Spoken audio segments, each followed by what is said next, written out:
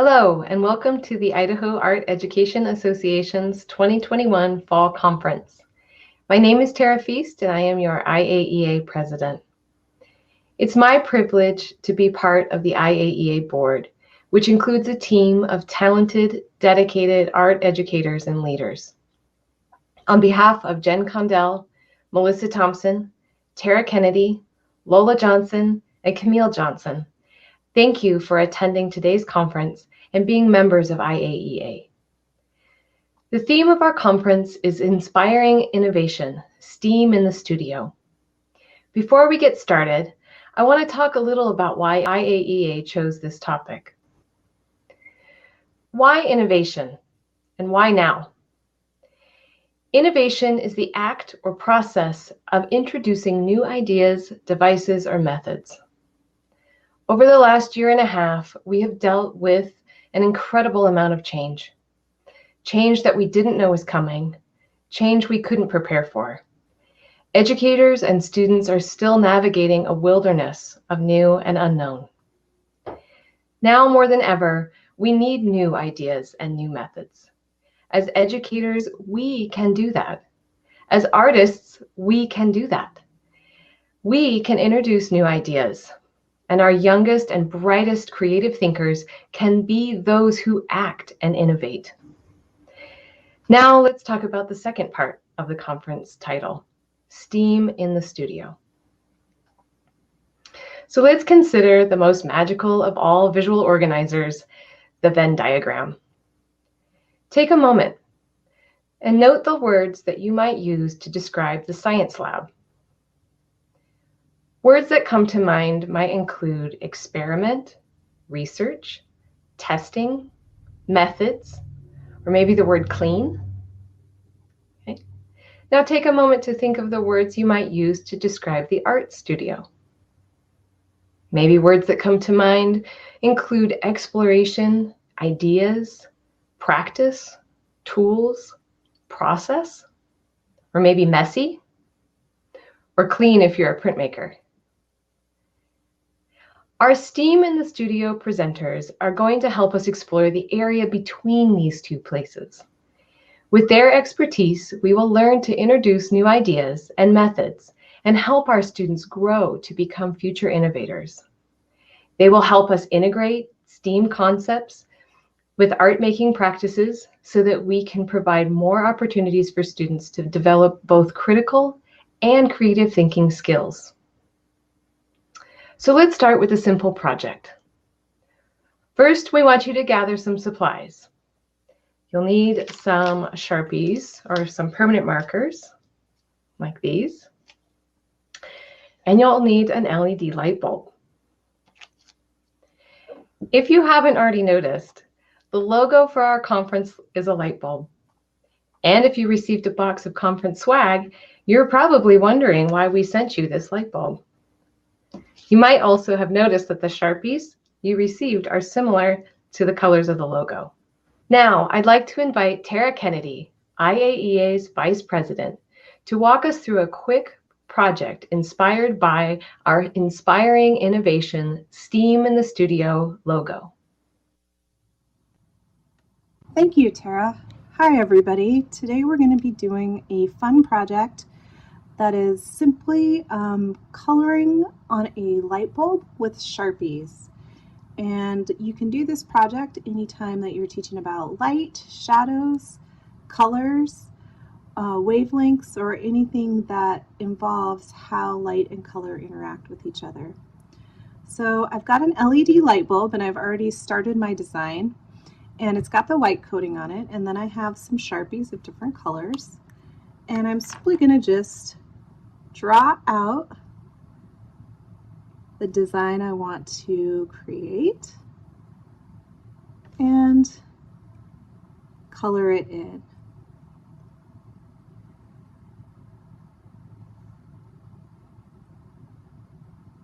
I find that it works really well to color with the sort of side of the Sharpie as you move around the light bulb.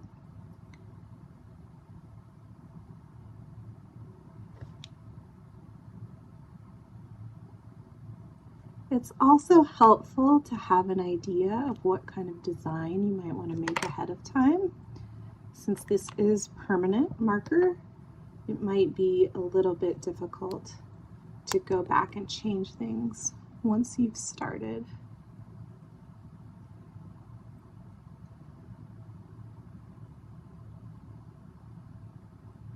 So this is a project that you can do with all ages of students. It can be as complex or as simple as you want it to be.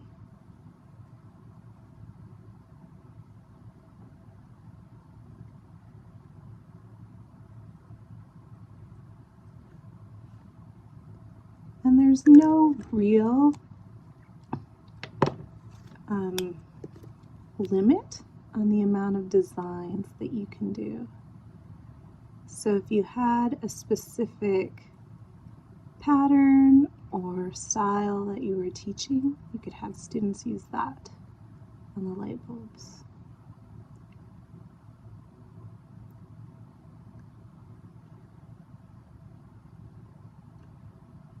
Something fun you could do is ask your students to hypothesize what they think will happen once light is shone through the light bulb. And then once they're finished with their designs, you can plug the light bulb into a power source and see if their hypotheses are correct.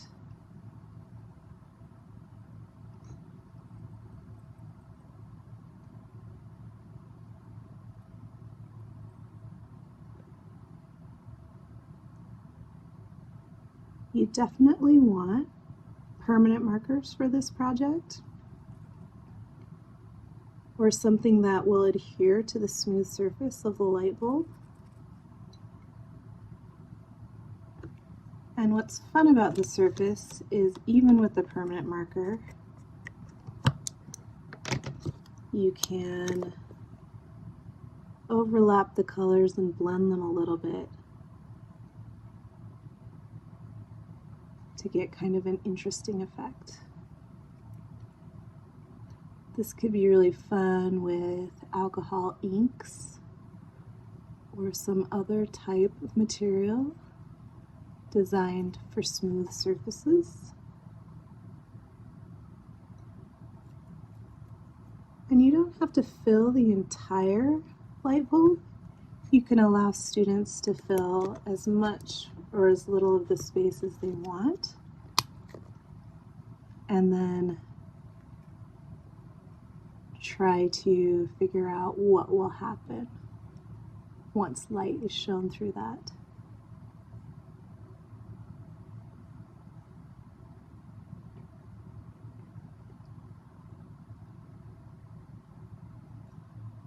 And this could just be a fun introductory way to start thinking about color, about how light and shadow can interact with an artwork.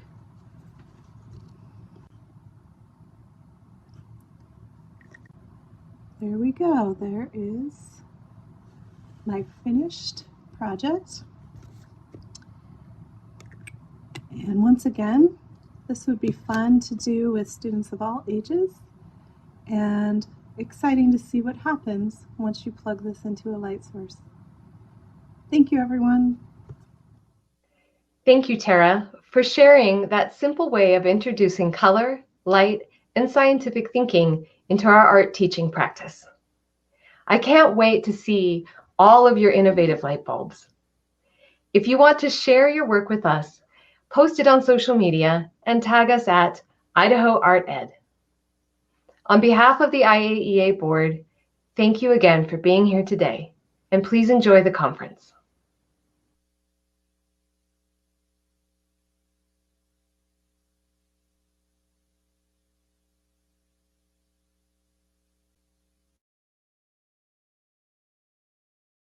Hello, it's my pleasure to introduce our first presenter of the day, Melissa Stevenson. Melissa has taught at Eagle High School for the last 10 years. Before working there, she attended Cornish College of the Arts in Seattle, Washington, and graduated from Boise State University with a BFA in art education.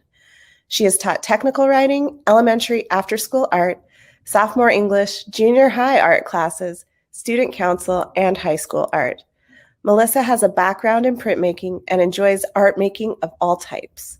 Join us as she demonstrates how to use jelly art plates to represent natural observations.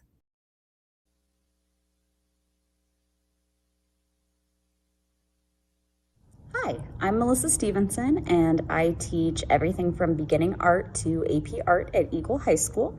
And if this school year has you looking worse than my messy bun does today, here's a really easy nature-inspired jelly plate printing project that you can do with kids of all ages.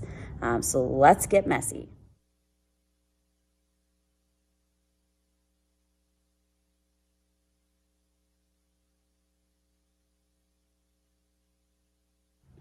So the very first thing I'm going to do is I'm going to put something down to protect my surface. So I just have some big sheets of newsprint here. You could also use newspaper or plastic tablecloths or those photocopy misprints that always seem to happen when your brain's on autopilot this time of year. So just any paper or plastic that you can put down on the table to help protect it from the paint we're going to use. Next, I have my jelly plate, and this is a well-loved, well-used jelly plate. I've had these for about 3 years in my classroom, and they work just fine even when they start getting a little kind of crusty like this.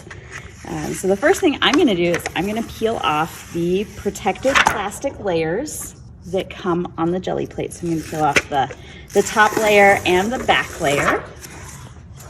And you can see that the jelly plate is really kind of floppy and cool, which is gonna help it pick up on all the leaf textures and veins and things that we're gonna be pressing into this surface. So I'm gonna lay this down on the paper. It's nice to have it on a paper surface of some sort because it's gonna help keep it from kind of scooting around. That jelly texture is gonna help hold it to the table. Okay. The other materials that I have for today are some acrylic paints. It doesn't matter what brand they are, you can mix and match. They can be everything from craft store acrylic paint to Blick brand, Chroma, whatever brand you happen to have in your classroom. I have a collection of leaves that I scavenged from around Eagle High School today. And then I have some paper to print on. So you can do this on any type of paper, but I do prefer something slightly heavier than copy paper. So cardstock, this is 60-pound pack-in paper. Anything like that will work, but any paper will work. Math worksheets, paper that you find on the floor, newsprint, book pages, whatever you would like to use. So here's my setup. I'm right-handed, so I'm gonna put my jelly plate over here to the left so that I can roll my brayer that I'm going to use to help roll out my paint. I like to put that on the right-hand side. I've got my paints right here next to me. I've chosen some nice fun autumn colors. So some reds and oranges and yellows. And then I've got my pile of leaves right here, okay?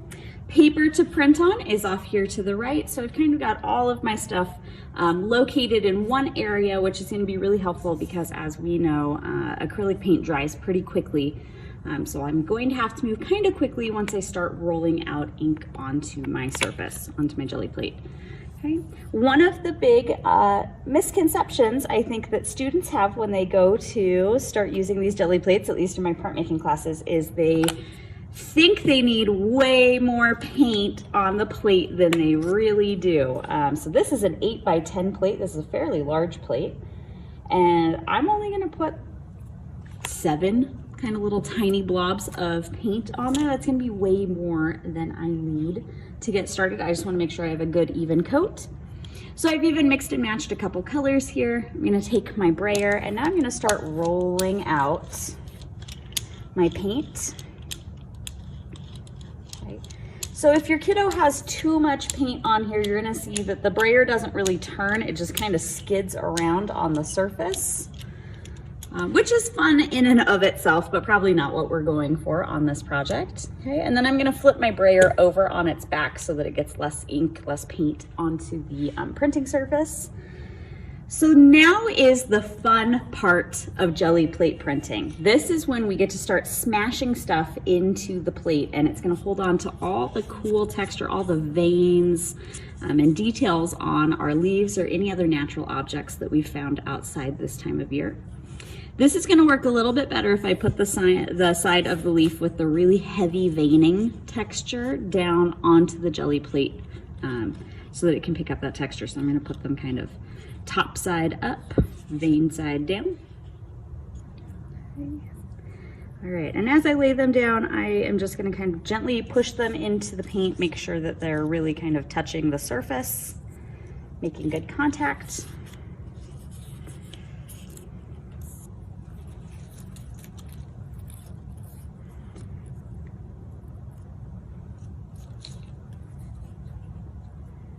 It's going to be a lot more interesting if we've got leaves that are turned in all sorts of different directions and different sizes. We'll see if we can fit this little maple in here, or at least I think it's a maple.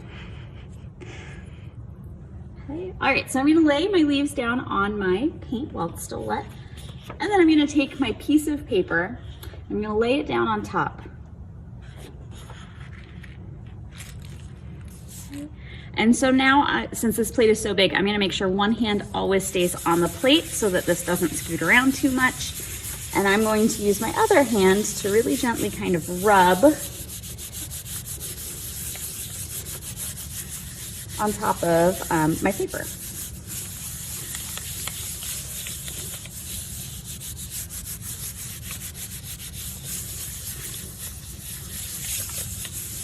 And then the magic is always pulling the print So here is our first print. So the leaves, because they're still on the plate, have created the negative space here in the print. So I'm going to put this off to the side.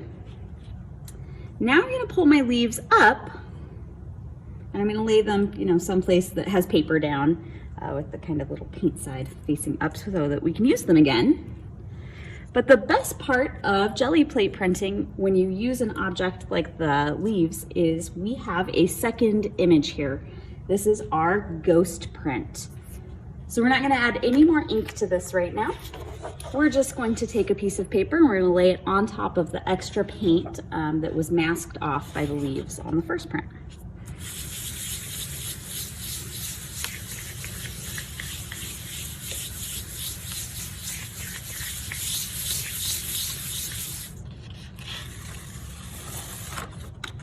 And here is our second print, and it has all of the really gorgeous veining detail that the jelly plate captured. So to finish cleaning this plate up before I go and do the next print on here, I could take a baby wipe to it and wipe it down, or a wet paper towel, but the easiest way, especially for my art teacher friends who don't have a sink in their classroom, because I know there's way too many of you, I'm just going to lay yet another piece of paper down on top. I'm really going to concentrate on these edges because that's where I tend to kind of have some leftover ink.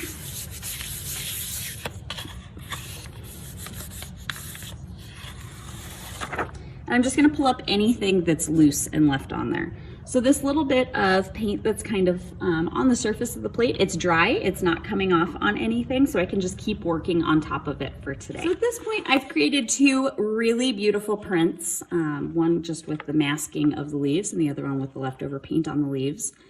These are gorgeous as is.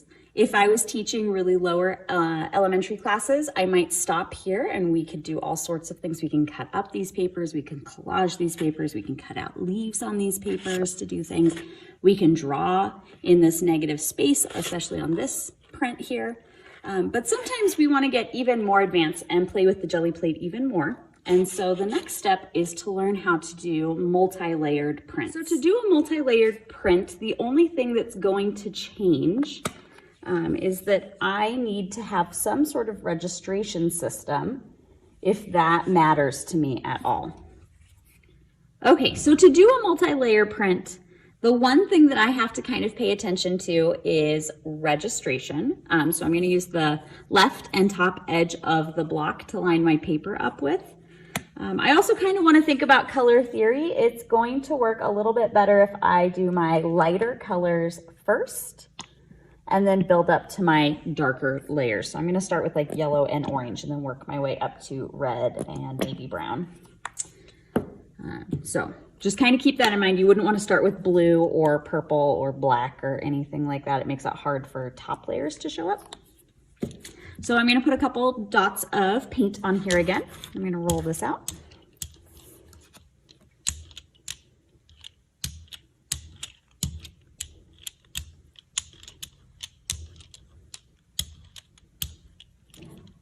Again, I'm going to take these leaves and I'm going to arrange them on my plate. For all of my elementary peeps out there, I just tried this with tempera paint on it instead of acrylic, and it worked just as well.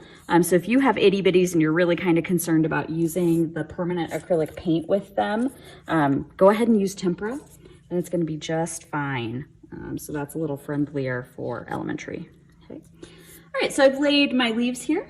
One of the things I can do is while these leaves are in place, I can use other textured objects on top.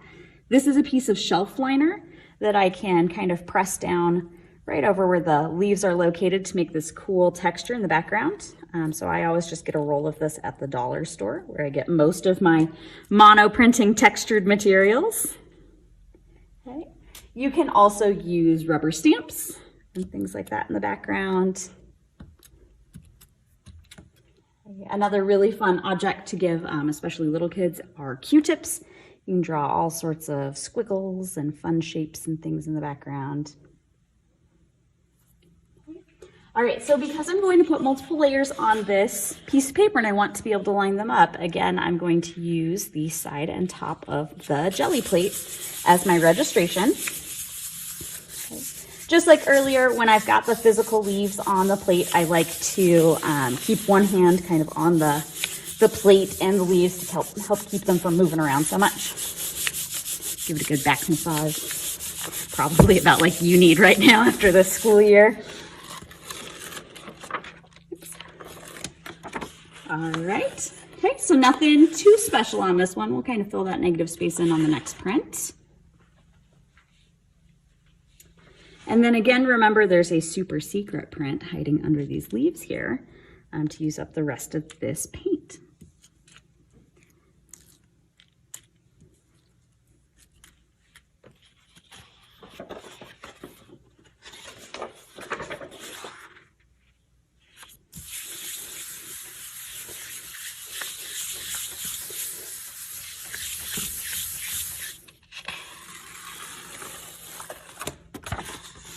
Ta-da! So again, for my elementary friends, these are the prints that I tried out with tempera paint, liquid tempera.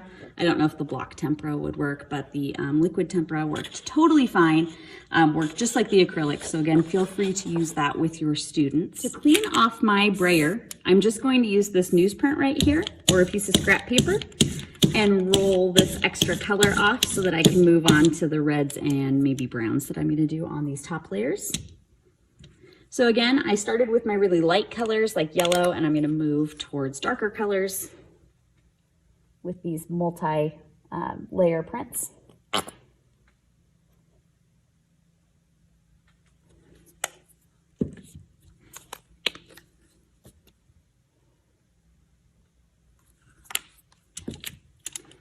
right, I always like this multicolored background, so I always spread my dots of colors out, but you could do like just red, just orange, have bands of them if you wanted.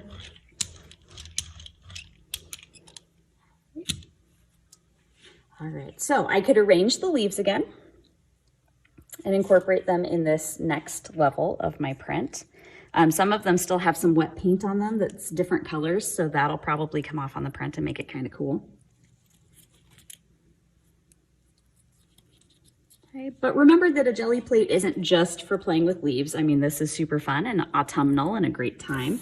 Makes me ready for my pumpkin spice latte. But I can also play with all sorts of textured materials. This is a dollar store Lego plate, and it's a twofer. There's circles on this side and this side that we can play with. And so I'm just gonna stamp this down on top. And then I'm gonna flip it over. Let's use the back side and get some other circles on there. Who doesn't love circles? Okay. This held glue sticks when I bought them a while ago, and I just thought it was the coolest thing ever because, again, who doesn't like circles? So I'm going to use some of that on top. Okay. All right, so I've been letting this print dry over here. So you want to make sure that the bottom layer is kind of dry before you print the next layer on top. I'm going to alternate, this one's going to do that masking effect, and so I'm going to alternate the masked bottom layer and the one with the nicer vein texture. I'm going to alternate the top layers so that they're not all masked on one and unmasked on the other. So I'm going to line up the side and the top of the paper with my plate again, so that the print area lines up with the very first layer that we did.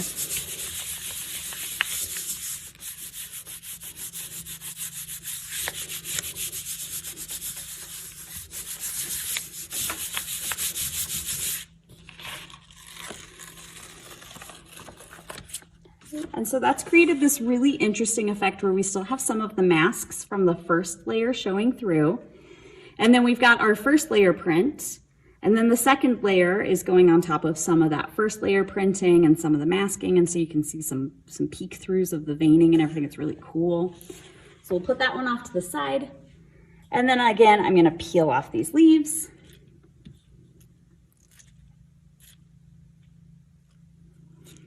Okay, we've got one that went rogue. Pick that off. And same thing, I'm going to take a print that has a first layer on it. I'm going to line up the left and top side. If you wanted to make this easier on your students, you could pre-cut your paper to 8 by 10 or whatever size block that you're using so that you don't have to line it up. It's automatically going to line up.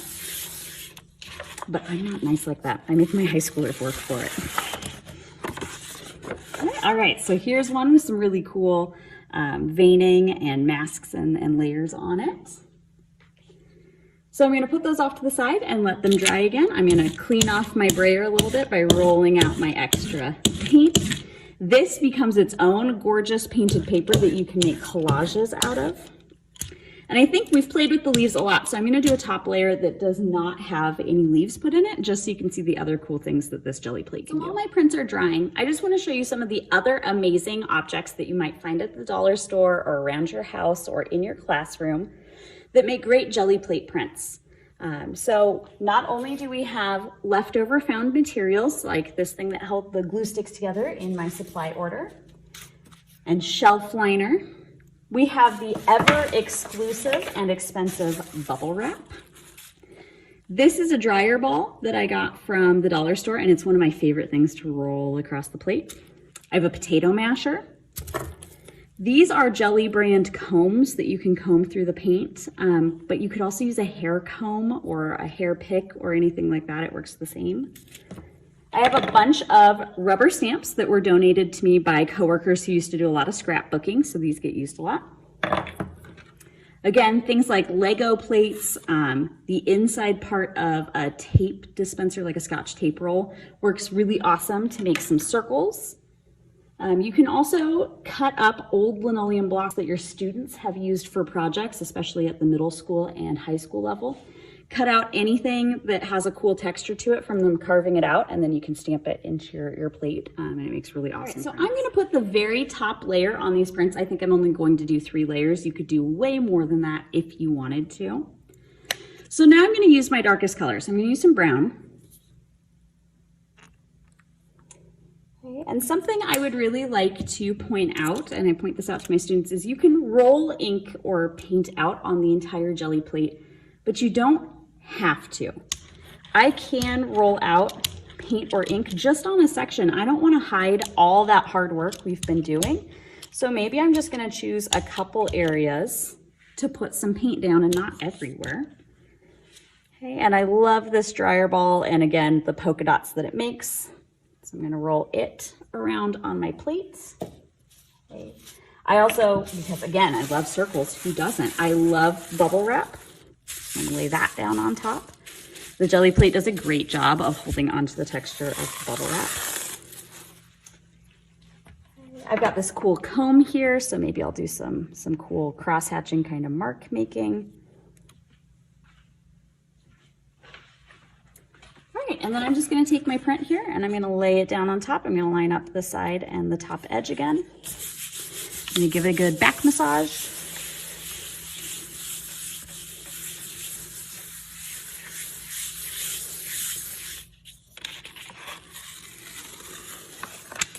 And peel it up. And so you can see the couple of places where we got some texture that's showing through.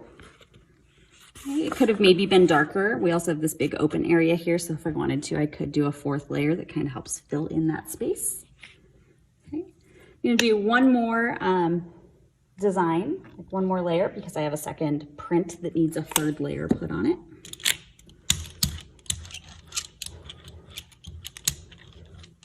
Okay, and so this time maybe we'll just be crazy and we'll roll out paint on the whole surface. Let's get some potato masher action in here because it makes this great cross-hatch design. Okay, we'll get this rubber stamp in here. Maybe some shelf liner.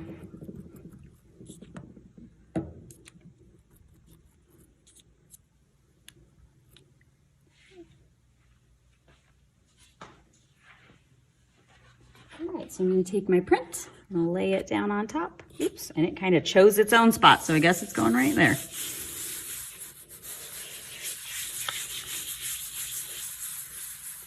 Give it a rub. Pull it off. Okay, this one picked up much more of the brown since we rolled it everywhere. Okay. One of the things that I want to show you is just a common problem-solving trick. So something that happens to my students, especially when we're working in acrylic paint, is acrylic dries pretty quickly.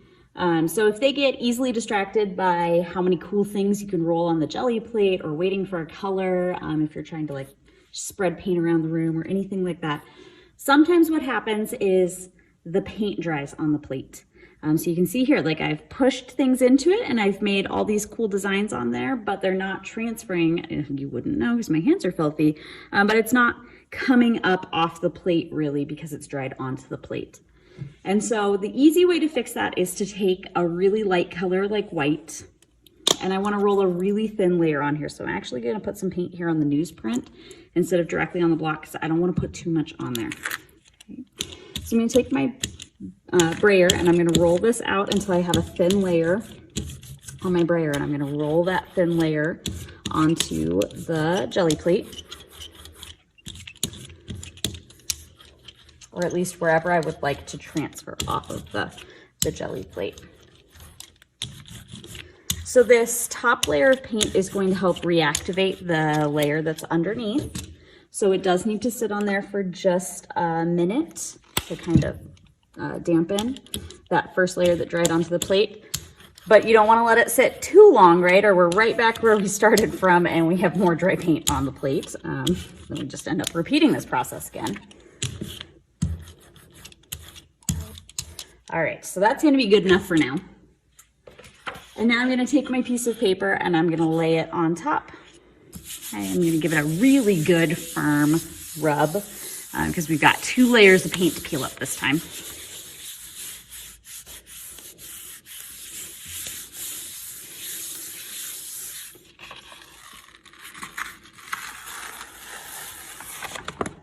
And it gives you this wonderful kind of grunge effect because it only picks up part of what's on the plate. But you can see it pulled off that top layer that had dried on there, and we were able to salvage it. We could always do another layer on top of here.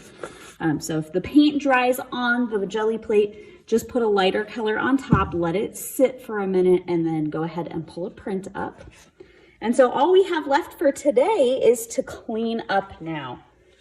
So I'm going to go wash the jelly plate with soap and water in the sink. Some people choose to use packing tape or baby wipes to wipe this up. The packing tape you just lay on top and pull the top layer of paint off. But they do just fine in the sink with soap and water and paper towels. That's what we use in my class. I'm going to wash my brayer up, put my leaves into the recycling bin, or if you've got any that have this really cool kind of printing on top of them, if there's anything you can figure out to do with them, you could totally do that. I also need to kind of rinse off all my additional materials that I've pushed into paint, so that can take a little while. Just kind of plan that in this activity if you're doing this in your classroom. Remember, it's going to take kids a little while to clean up all of the cool stuff that they used today. And then we'll take a look at the final product. So here are the final prints. Over here we have the 2 prints that have multi-layers on them. So they've got those 3 layers of prints built up. It's a great intro to printmaking activity. I know this time of year a lot of us are working on drawing from observation. So these are just contour line drawings of the leaves on top of the negative mask area in the print. You could also work on teaching your kids the difference between organic sorts of shapes and then playing with man-made, more geometric patterns. And so hitting some of the elements and principles that way. I know some of you elementary teachers are responsible for kind of covering content area that's in the general education classroom. So you might have kids write what they're grateful for or what's going on in their lives or what they're looking forward to this fall or anything like that. And then this is the print that just has all that really cool texture from when the design kind of dried onto the plate. This would be a great collage paper. You could trace around other leaves and cut things out of this. So we just have a whole assortment of things that we could do with these prints that we made on our jelly plate.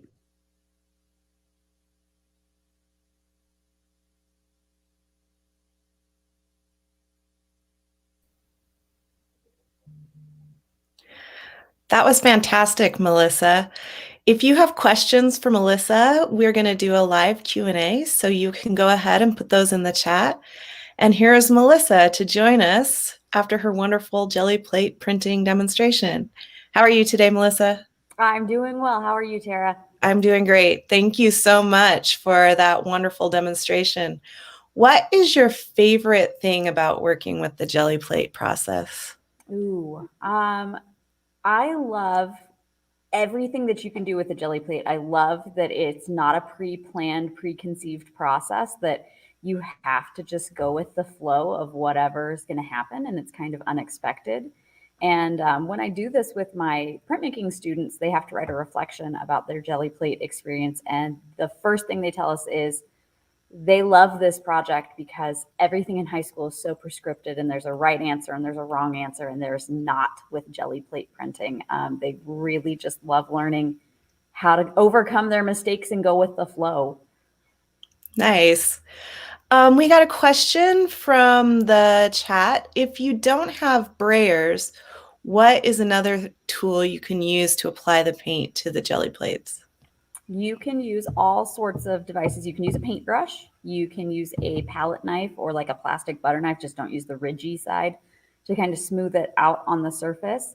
When we had to go remote for COVID in 2020, I had printmaking students at home, and I told them if they had a rolling pin at home, they could put saran wrap on it and roll it out on their plate, and that would work as well. So kind of whatever you can get your hands on. Great. And we did supply palette knives in our swag boxes for people who got the swag. So you can use those, it sounds like, to apply the paint. Do you prefer using acrylics over like a water-soluble printing ink when you do this project? I do. There's a special bond that happens between the acrylic paint and the jelly printing plate that you don't get with block printing ink. So you can use it, but that whole like peeling the print off, especially if it's dried on the plate, does not happen with the block printing ink. And then if you are kind of like some of my students, you put a really thick layer on there, that block printing ink could actually crack as it kind of pulls up or as it dries. We have some of that sometimes, like chunks of ink coming off of things. So, yeah, always interesting, right? Yep. Ink management is tough. I know. Yeah. Can you use other types of, I know you tried the tempera. Have you tried things like watercolor or other types of inks? I haven't, but I know that Birgit Koopson, who is one of the like jelly plate ambassadors, has a ton of videos on YouTube that are amazing about pan pastels and watercolor and like different stamp pads that you might use for scrapbooking and all sorts of stuff. I don't have a ton of that in my classroom, so, but she has some great videos if you want to try any of that stuff out. Great, thank you. Can you print on other surfaces besides paper? Yes, you could jelly plate on fabric. So if you had kids who wanted to do t-shirts or something, you can totally do that. You can print on found surfaces. So usually in here, it's like old math worksheets and things like that, but book pages, collages that you've worked on, paintings that you've worked on. Really, if it's flat and sort of smoothish, you should be able to print on it. Very nice. And then I know for me, when I've tried to use the jelly plates, I've always wondered what the best way to store them is when you're not in use, because I'm always afraid that if I stick them in a drawer somewhere, they're going to pick up all the textures and things from the drawer and it'll be stuck in them. Yes. So they come with that plastic film that goes on the front and the back. You have to be really on top of kids if they're the ones storing them. So like I have high school kids, I make them store them. That when they put those plastic sheets back on the top and bottom, that they smooth out all the air bubbles, or those air bubbles will be pushed into the block and be there forever, which I have blocks like that and it's fine. We use them. It just makes polka dots. But you do need to kind of make sure that plastic is on the top and bottom. If you lose that plastic, a good heavyweight piece of paper or overhead transparencies, if you have those left over in your building, are really great for that. And then I just store them like in a cardboard box so they stay flat and kind of protected on the sides. Great. They're okay. Yeah, great. Besides leaf printing, what are some of your favorite projects to do with your students with jelly plates? That's a good question. So in my printmaking class, they have to do what's called a monoprinting experience, and they have to make 5 different prints that have at least 3 layers on each print. using the jelly plates and sumanagashi and shaving cream marbling and all sorts of things to build up layers, because we cut them up and use them for backgrounds for another project. But it's really fun to just let them run amok, right, with all those messes. So that's really fun. I also just love making layered backgrounds that you can do other projects on top of. So you can paint on top of them, you can draw on top of them. You can take kids' contour line drawings and collage them on top of there. That looks really cool. So yeah, we just kind of love playing around with them in class. Nice. How do you encourage your students to get into that experimental sort of STEAM mindset? If they come in and they're a little bit afraid about making a mistake or doing something that doesn't look right? I think the inner Ms. Frizzle in me comes out because I just tell them that it's time to like get messy and make mistakes, and we have no idea what it's going to look like until we pull that print. So just go for it. It's literally a piece of paper we can print back on top of or recycle. So we're very low stakes here. We don't need to stress about that. The part of being an artist is trying new things and experimenting. It's kind of that hypothesis portion of the scientific process. What would happen if? Who knows? You're gonna have to try it out instead of deciding it's not going to work before you even start. Great. Well, thank you so much, Melissa, for joining us today. We are going to try to add some resources for those videos you mentioned on our conference website, so you guys can go there if you want to. There's also a lesson plan from Jelly Arts about printing without a brayer. So those will be resources that are available to us after today's live streaming event. So thank you very much. We enjoyed it a lot. And happy printing. Thanks for having me.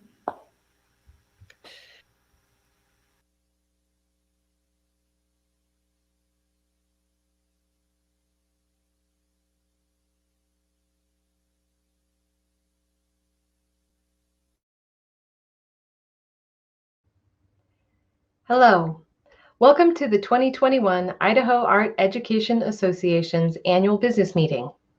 I'm Tara Feast, your IAEA president. We have a short meeting agenda today, and I know we all want to get back to the conference sessions, so I will keep our meeting brief. Please make sure to join us immediately after the business meeting to celebrate the 2021-2022 Idaho Art Educator of the Year Award. I'd like to start by reviewing our accomplishments for 2020-2021. We held 2 virtual conferences this year. Fill Your Cup, focused on mindfulness and social emotional learning, and Visual Voices, focused on teaching through challenge and change. We also started a new masterclass series, which was very successful, and an alternative book study and creativity challenge. Both of these professional development offerings will be coming back this year. In support of our new activities, we built new partnerships, expanded existing relationships, and started the process of redesigning and redefining the look of the organization. Overall, it was a good year for IAEA.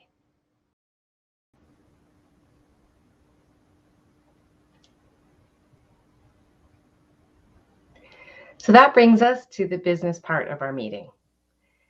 The fall conference serves as our annual meeting and allows us to engage the membership in the voting and approval process for our record keeping. This year, the vote will be virtual. So let me pull this up.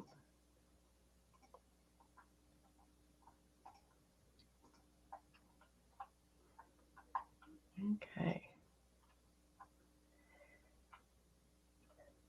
All right, so to cast your vote, you can scan the QR code on the screen with your phone or tablet. You can also use the link on the conference website, which I think it's on there. You can also follow the link that's going to be put in the chat, or you can type in this URL into your window or on your browser. So first, we need to approve the annual meeting minutes from the 2020 conference. A copy of the minutes was shared at on the conference website. So first, are there any questions or discussions about the annual meeting minutes? You can post those in the chat.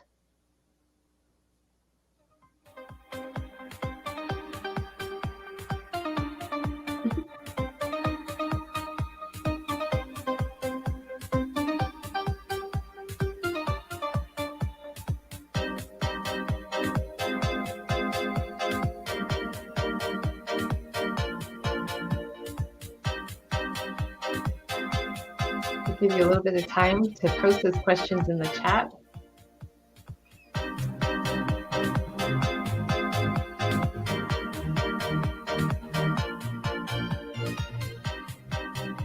Okay. Can I have an IAEA member please make a motion to approve the 2020 annual meeting minutes? You can post your name in the chat.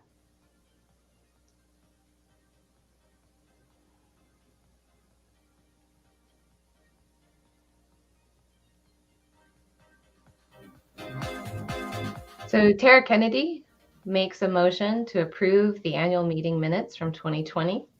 Will an IAEA member please second the motion? You can also put that in the chat.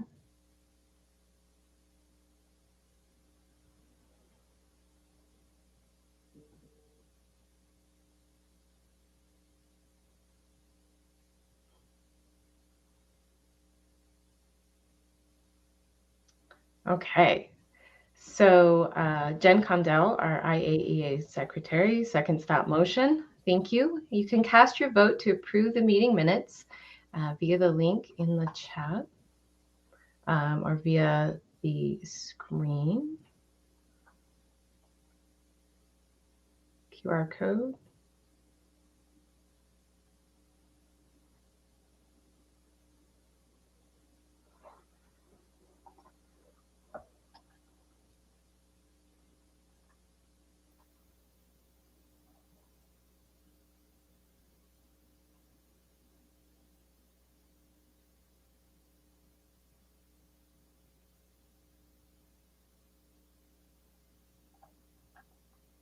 Okay. Looks like our motion passes, so thank you so much. So now we need to approve the treasurer's report from 2020. A copy of that report was also shared via the conference website. And will a member of IAEA please make a motion to, excuse me, are there any questions about the treasurer's report? Let me not get ahead of myself.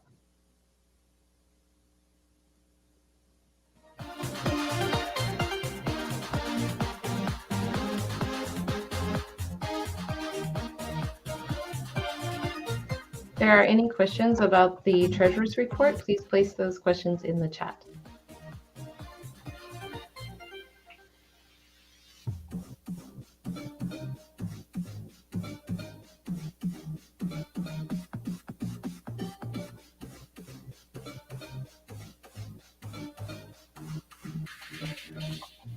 Okay, so let me go back. We will go ahead and have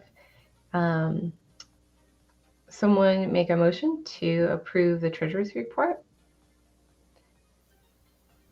Looks like Michelle Chalesky has made the motion to approve the treasurer's report. Can someone second the motion?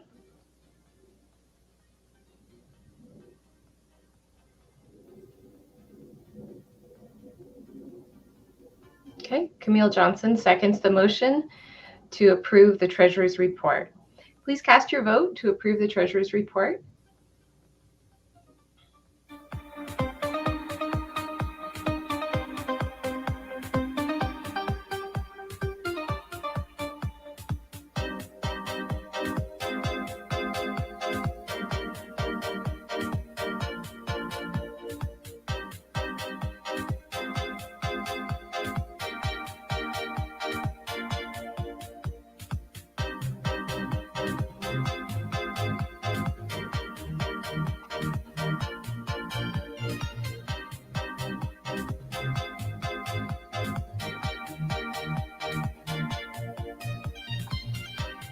Okay, so it looks like our motion passes as well. So thank you so much for participating in the live portion of our voting. I understand that virtual voting is a little bit strange, but hopefully this is the last time we'll be doing virtual voting in this capacity. So thank you so much, and we'll go on with our program. And now for a few announcements. Professional development credits are available for this conference. Details are on the conference website, but please note the deadlines and dates. We appreciate the professional partnership of the State Department of Education for presenting this conference and other professional development activities. This summer was the Pacific Region Leadership Conference. After attending the conference and learning more about trends in state art associations throughout the nation, the IAEA board has decided to pursue a change in the bylaws that will, first, change the board titles to be more indicative of the responsibilities of the position, and two, allow us to respond to changes, like shifting to virtual events, and still maintain an even distribution of tasks. Bylaw changes and board nominations will be sent to members via email 30 days before a vote. Voting will take place virtually as well. So please watch for that information and help us change the future of art education in Idaho and help us grow IAEA. A few other things to watch for. The Idaho Art Education Association will be launching a new website soon with a new look and feel. We will also be announcing the new Masterclass series, which starts in January. So watch for that information. And finally, I'd like to recognize the dedication and leadership of our outgoing board members.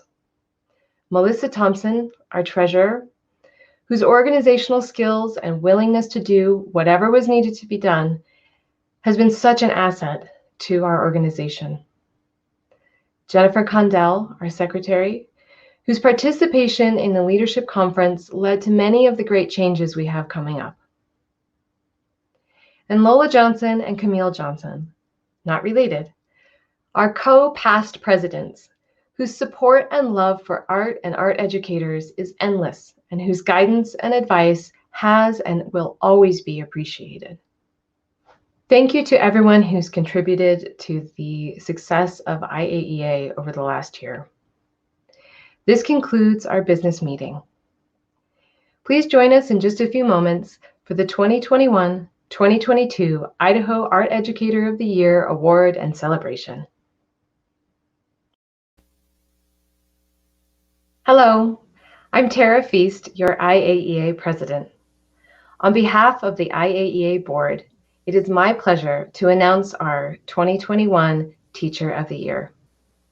In recognition of her commitment and service to Idaho students and the community, Amber Steele Polstra is IAEA's High School Art Educator of the Year and the 2021 Idaho Art Educator of the Year.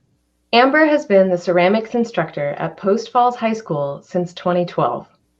She was nominated by Michelle Chmielewski, past president of IAEA and the VP of the Pacific Region for NAEA. Her nomination was supported by Catherine Frank, assistant principal, and Chris Sensel, principal at Post Falls High School. Amber is highly knowledgeable in ceramics subject matter and production in 3D media, including wheel throwing, hand building, and sculpture. Her nominators note, Amber demonstrates great knowledge of her content area and curriculum, including integrating technology into her classes as an instructor as well as projects for her students. She is highly respected by her colleagues and her students and their parents. She has great rapport with students while maintaining her professionalism and teacher status. Her lessons are interesting, engaging, and she encourages students to explore their own creativity.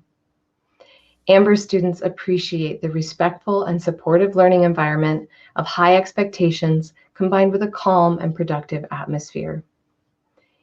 In addition to developing curriculum and maintaining the studio, Amber has a number of leadership roles that support educators and students.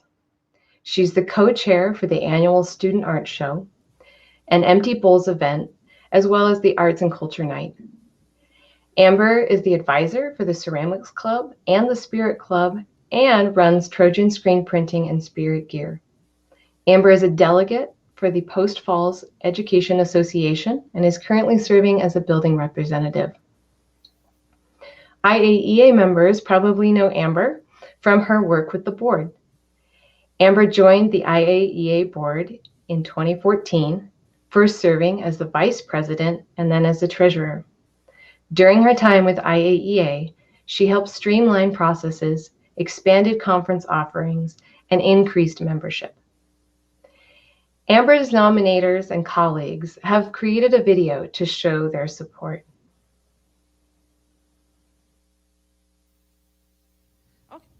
Okay, that's Salvador. Oh yeah, the Daily guy. Yep. Salvador Dali. Salvador Dali. Dalila. Okay, next. Something like Georgia? This- No, Georgia. That woman. Yes, Georgia. Oh, she does the flowers and Kefi. Yep. Nailed it. Oh, This is the Frida. eyebrow lady. Yeah. Frida. It's Frieda. Okay. Frieda. Yeah. Yes. Oh, I got this one. Amber. Poelstre. Pulse. I think it's Russian. Shoot. So we may not art, We don't do all the art. but we do know that these people have something in common. One, Names that are easily mispronounced. doozies. Two, They have artistic achievements. and they're gonna go down in history. We are both so happy and excited that Amber is being recognized for her dedications to both students and art, not only in the classroom, but also in this great gem state of Idaho. Our school, Post Falls High School, is so lucky to have Amber and her tenacity, her creativity, her eagerness, her advocacy of both teachers and students, and her knowledge and spirit. Congratulations, friends! You are a great example of Vincent van Gogh's adage that great things are done by a series of small things that are brought together. We hope you enjoy the recognition that you totally deserve, and may it continue to fuel your passions. Cheers! Woo!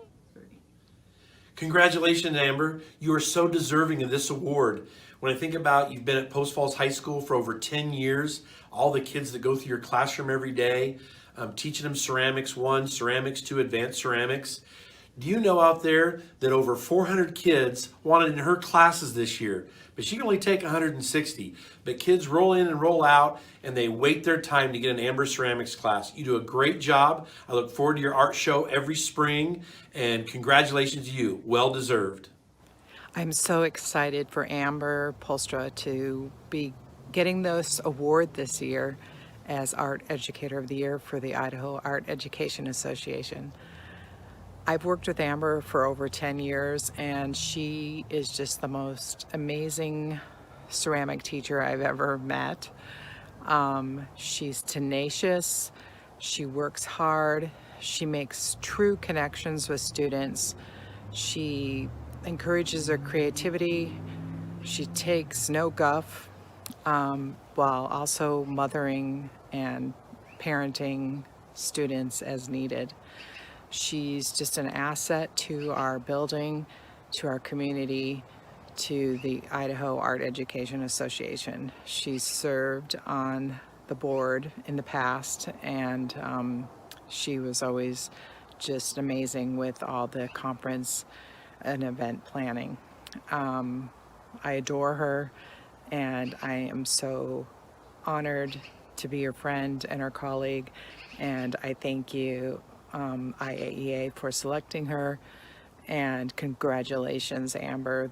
This is so well deserved. Hi, I'm Katie Frank, Assistant Principal at Post Falls High School. I just wanted to give a huge shout out and congratulations to Amber Polstra for winning the Idaho Art Education Association High School Art Teacher of the Year. I'm here in Amber's classroom because I wanted to show you guys some of the amazing artwork that her students create on a daily basis. Amber's classroom is really fun because the lessons are very interesting and engaging. She really supports her students' creativity and incorporates a lot of self-assessment and technology into the classroom. It's really an awesome learning environment because it's really calm and productive. The students are constantly plugging away at their creations, but they're very engaged and interested in what they're doing. So it's really fun to watch. Amber is also very involved at Post Falls High School. She's the leader of our Spirit Club. She runs Trojan screen printing and spirit gear. She's won multiple grants and is a member of PFEA, and she even earned her master's degree this year. So again, huge congrats, Amber. Congratulations, Amber. We appreciate your contributions to art education and leadership in Idaho. Amber will be acknowledged as the 2021-2022 Idaho Art Educator of the Year at the National Art Education Association Convention in March.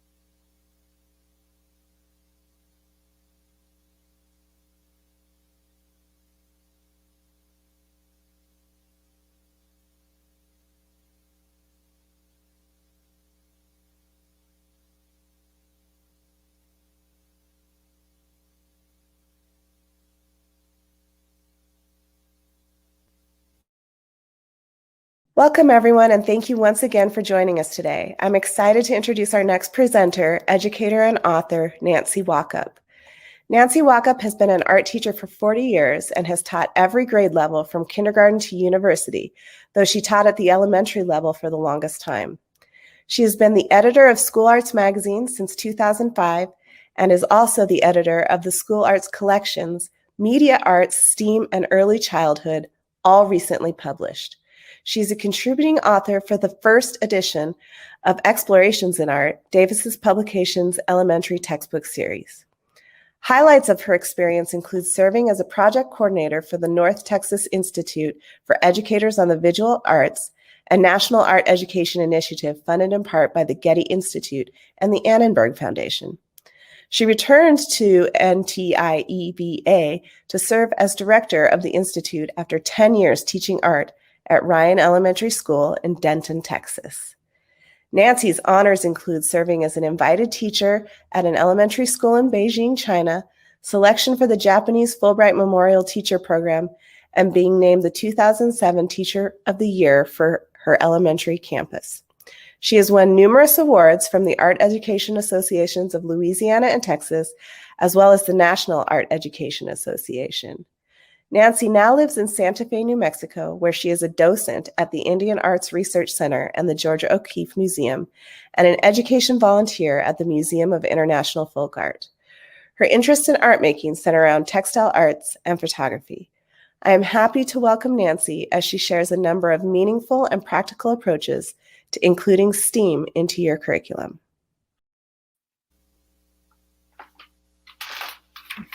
Hello there. Thank you so much for inviting me to be with you today.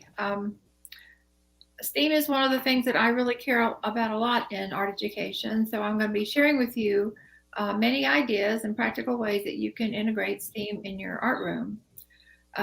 What you're going to see are primarily examples of articles that have been in School Arts Magazine. We have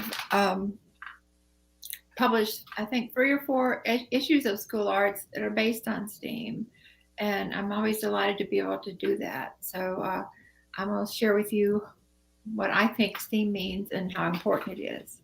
Next. One of the things I like to do, and I would definitely invite you to look at this when you have time later. Also, my PowerPoint will be available to you online on slideshare.net. And at the end of the presentation, there's a slide that has that address and also my address. So you are free to download this, copy it, change it, whatever. If you haven't ever seen OK Go's videos, you need to look at them.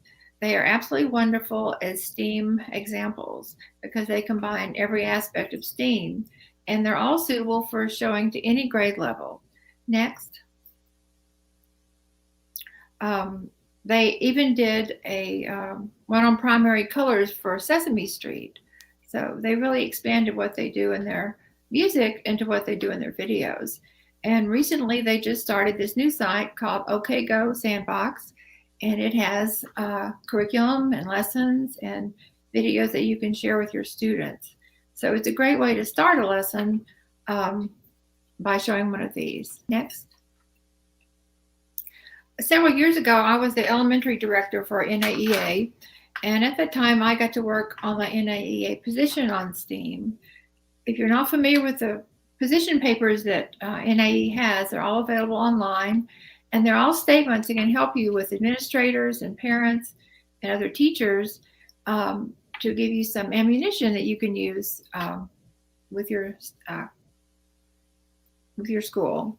And this is the statement we ended up with. STEAM education refers to teaching and learning in the fields of science, technology, engineering, arts, and mathematics. The STEAM approach is an infusion of art and design principles, concepts, and techniques into STEM learning, instruction, and learning. Next. This is kind of a good overview of what I think STEAM is, and it is as an approach. One of the things I think is most important is that engaging to students. As far as the other disciplines in STEM, I don't think they're as initially exciting and engaging as having the art be the entry point into a STEAM approach. It encourages creativity and innovation, values disciplines equally, and that makes art just as important as the other disciplines. It seamlessly connects disciplines, presents open-ended problems that result in individual solutions, refers to students' lives, is implemented through a wide range of approaches. There's no one way to go about it. Provides meaningful opportunities to collaborate with others. I have found that it is easier to collaborate with elementary teachers because of the way the schedules are set up, and then more so in middle school. But you can even often do it with just one other teacher and not need to do a whole range of teachers. It can lead to careers in the arts. If any movie you go to, if you sit through the credits at the end, there are pages and pages and pages of all the art-related careers that came together to make that movie. To me, it just naturally makes sense. I've always been interested in the connections between things. And again, with STEAM, you're not approaching something that's not meaningful. It's not to be something trivial, but you don't have to force any lesson to make it into a STEAM lesson. And it sparks curiosity, interest, and imagination. And again, that goes back to the engaging nature of art. Next. Ideally, as far as I'm concerned, in a STEAM program, the projects always start with art, and then they connect to one or more disciplines as they naturally apply. One of the misunderstandings about STEAM is that some people think you have to have all the disciplines in one lesson, and that's not true.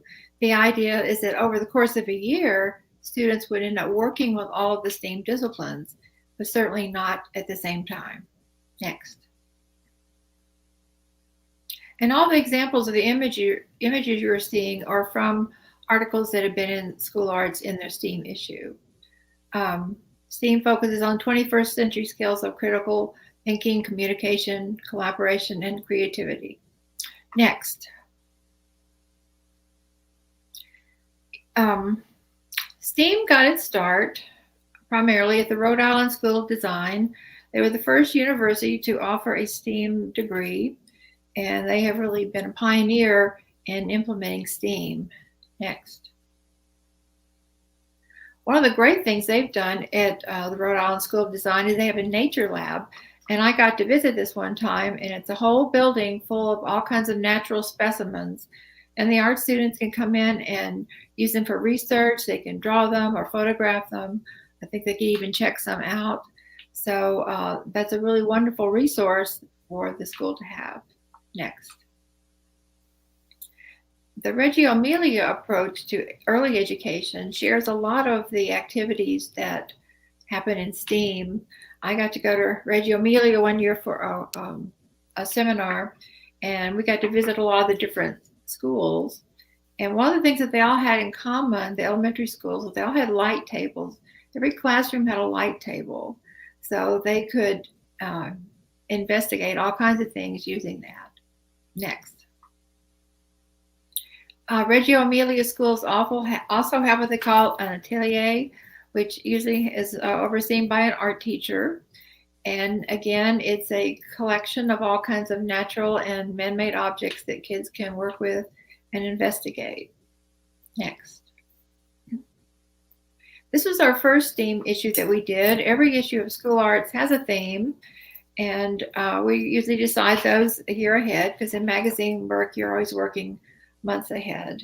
But this is our first STEAM issue, so I want to share some of the lessons that were in that. Next. Our second one, next. And the third one, next. And the fourth one, next. Now, one thing about School Arts, you can also see it online. It is free to read online, so you can go back and look at some of these issues if you want to. So then I have this divided into the different disciplines, just to kind of give you an overview of each one and show you some of the lessons that we thought fit that. I love this quote by Da Vinci: "Study the science of art, study the art of science. Develop your senses, especially learn how to see. Realize that everything connects to everything else." Next. This was a high school lesson that was done by a teacher who's in North Carolina. And this is a great example of how complete and condensed and full of information a lesson can be. He had his students look at microscopic pictures of seeds and pollen-like things, and then they had to make their own version of it. Next. Another good thing about it was he sent a lot of pictures that showed the process, which is often good for teachers in articles when we can do that. So you can see here they were looking online for different ideas of what they were going to make, and then they had to make them out of paper mache. Next. And then they had to finish them. And they could use any imaginary elements in this that they wanted to at this point. Next. But almost the best thing was the way he displayed them. He displayed the objects with the originating image that gave them that idea. And I often find that this is the best way to have an exhibit at your school or out in the community, is to perhaps have an explanation, a printed explanation that tells the viewer what was done, because they're not always going to be able to figure it out themselves. That image on the upper right looks a lot like a coronavirus, but this was done before that. Next. This was a middle school collaboration between the art and the science teacher, and the students were studying cells in the science class, and then they painted images of them in the art class. So you can collaborate with middle school teachers, especially if it's just one specific one. Next. This is another variation on that. This was another middle school lesson, and this is one of my favorite ones because it involves paper marbling. And there's a way to marble paper that uses just colored chalk and water. And that's one that I usually show, and you'll see some more of those in a minute. What I liked about this is after the students marbled their paper, then they did all these natural, nature-based scenes over the paper marbling. Next. Here's an example of how that works. Using a tray. There are all different kinds of kits and things you can get to marble paper, but the one with chalk is still my favorite. Next. This is a good example of why you need to put up an explanation of your lesson. This was one my students did, and they did the paper marbling on the background paper first, and then they worked with silhouettes to go in front of that. The first time I showed these, I didn't put up anything about how they did them, and then everyone thought I gave the kids the fancy paper. So after that, I put up a sign explaining that the kids did that too. Next. Here's some more silhouette done on the marbled paper. I'm a definite believer in that you can teach almost any concept, almost any grade level, depending on their skills and their ability. For here, example, to work with X-Acto knives. But it's the same idea, having the marbled paper, which is based on surface tension. It works because of surface tension, and then using some kind of silhouette on top of that. Next. This was a middle school lesson, and again, one of my favorites. She based this lesson on April 8th is Draw a Bird Day, and she had her whole school, all of her art students, participate in this. They learned all kinds of things about birds, and they built a tree in the hallway, and then the students added all kinds of birds to it. Next. Here's a more example of their finished work. Next. A close-up. Next. The thing I liked about this lesson so much is how interdisciplinary it was in looking at birds, starting with Audubon, who was a major historical painter known for painting birds. You can go on the Audubon website, and they have photographs of every single bird in the United States. So that is a great resource, and that is free. Next.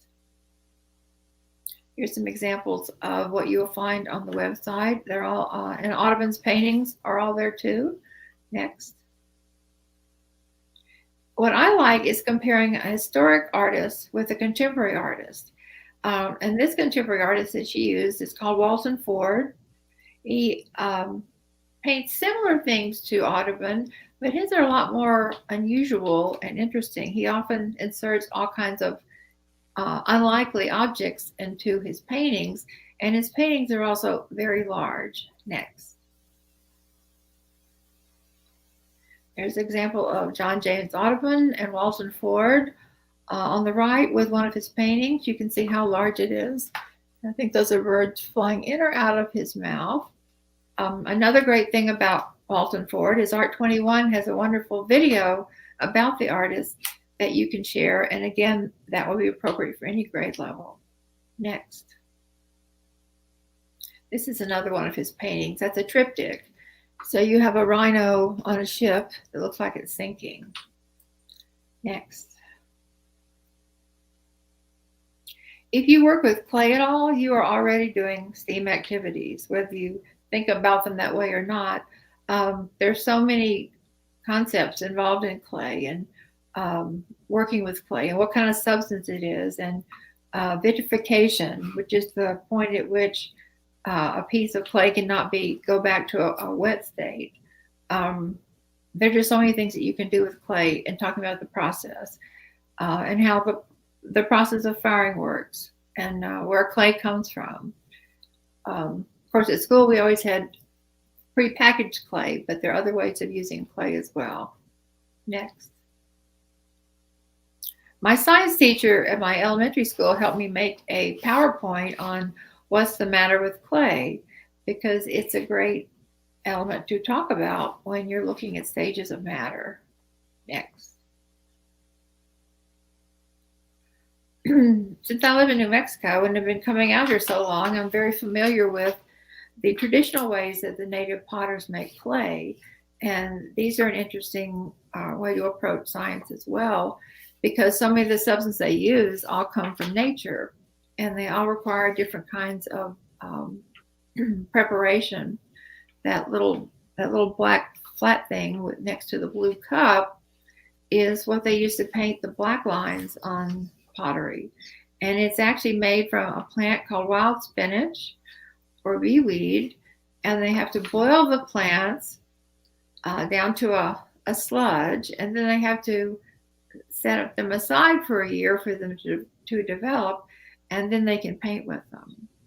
And then the two cups below show different colors of slip, which is also what they use to paint with, and that is pretty much just liquefied pigment or ground up rocks and stuff. So that's another great way to bring all of this into it. Oh, and also the parrot on the pot. They found parrot skeletons at Chaco Canyon and other pueblos, so they know that parrots were brought up from Mexico for specific uses. So there are lots of different ways that you can go with this. Next. This is another one that I met an artist out here who was doing this, was soil painting. And this is a soil painted mural where people collected different colors of soils and ground them down so they could use them as paint. Next.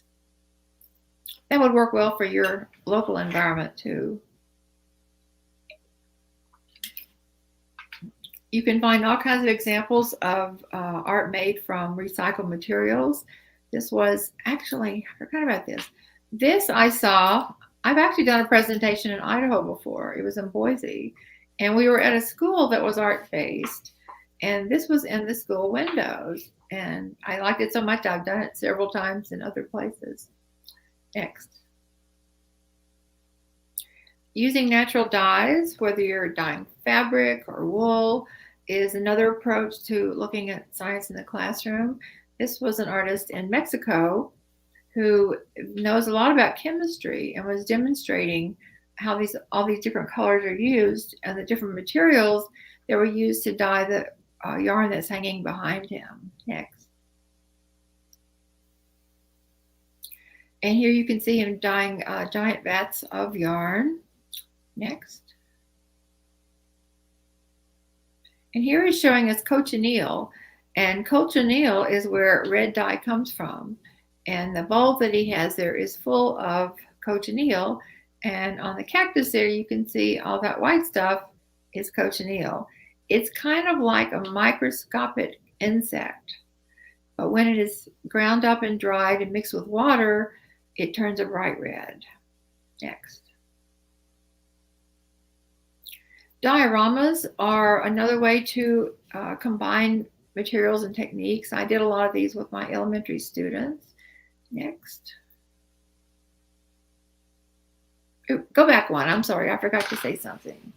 If you look at the one on the right, actually on the one on the left too, that has a green clay frog inside the environment. And a great way to do these, it works out really well when you're trying to fit as much as you can into one class. We would make the clay figures first. And then while they were drying and being glazed and fired, the students could work on their environments. And this basically starts with just a square of paper that is cut and folded to make kind of a corner. And I love using ordinary materials to make interesting art projects. Like I'm always trying to see what all you can do with construction paper. But this worked out really well as far as doing the clay piece first and then having it fired and ready to go by the time they finished the environment.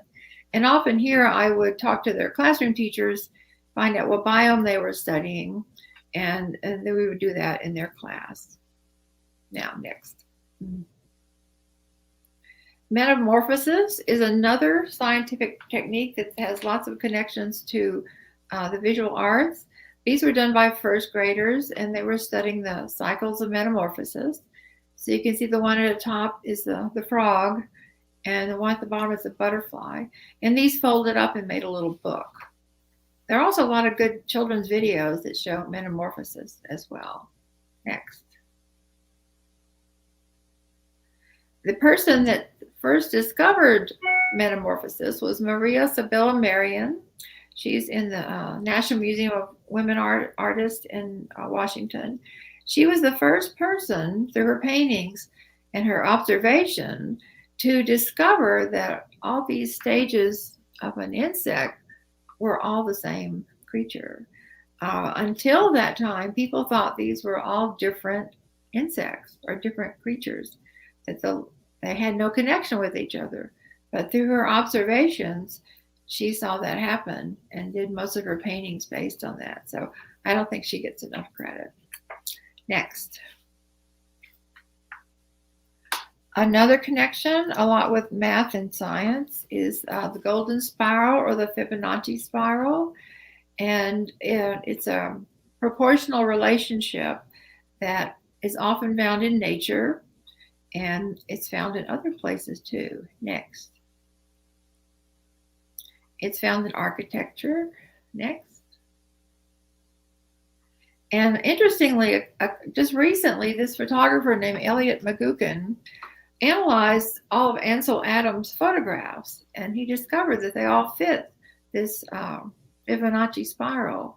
So some of these are examples of how that fits on in his photograph. Next.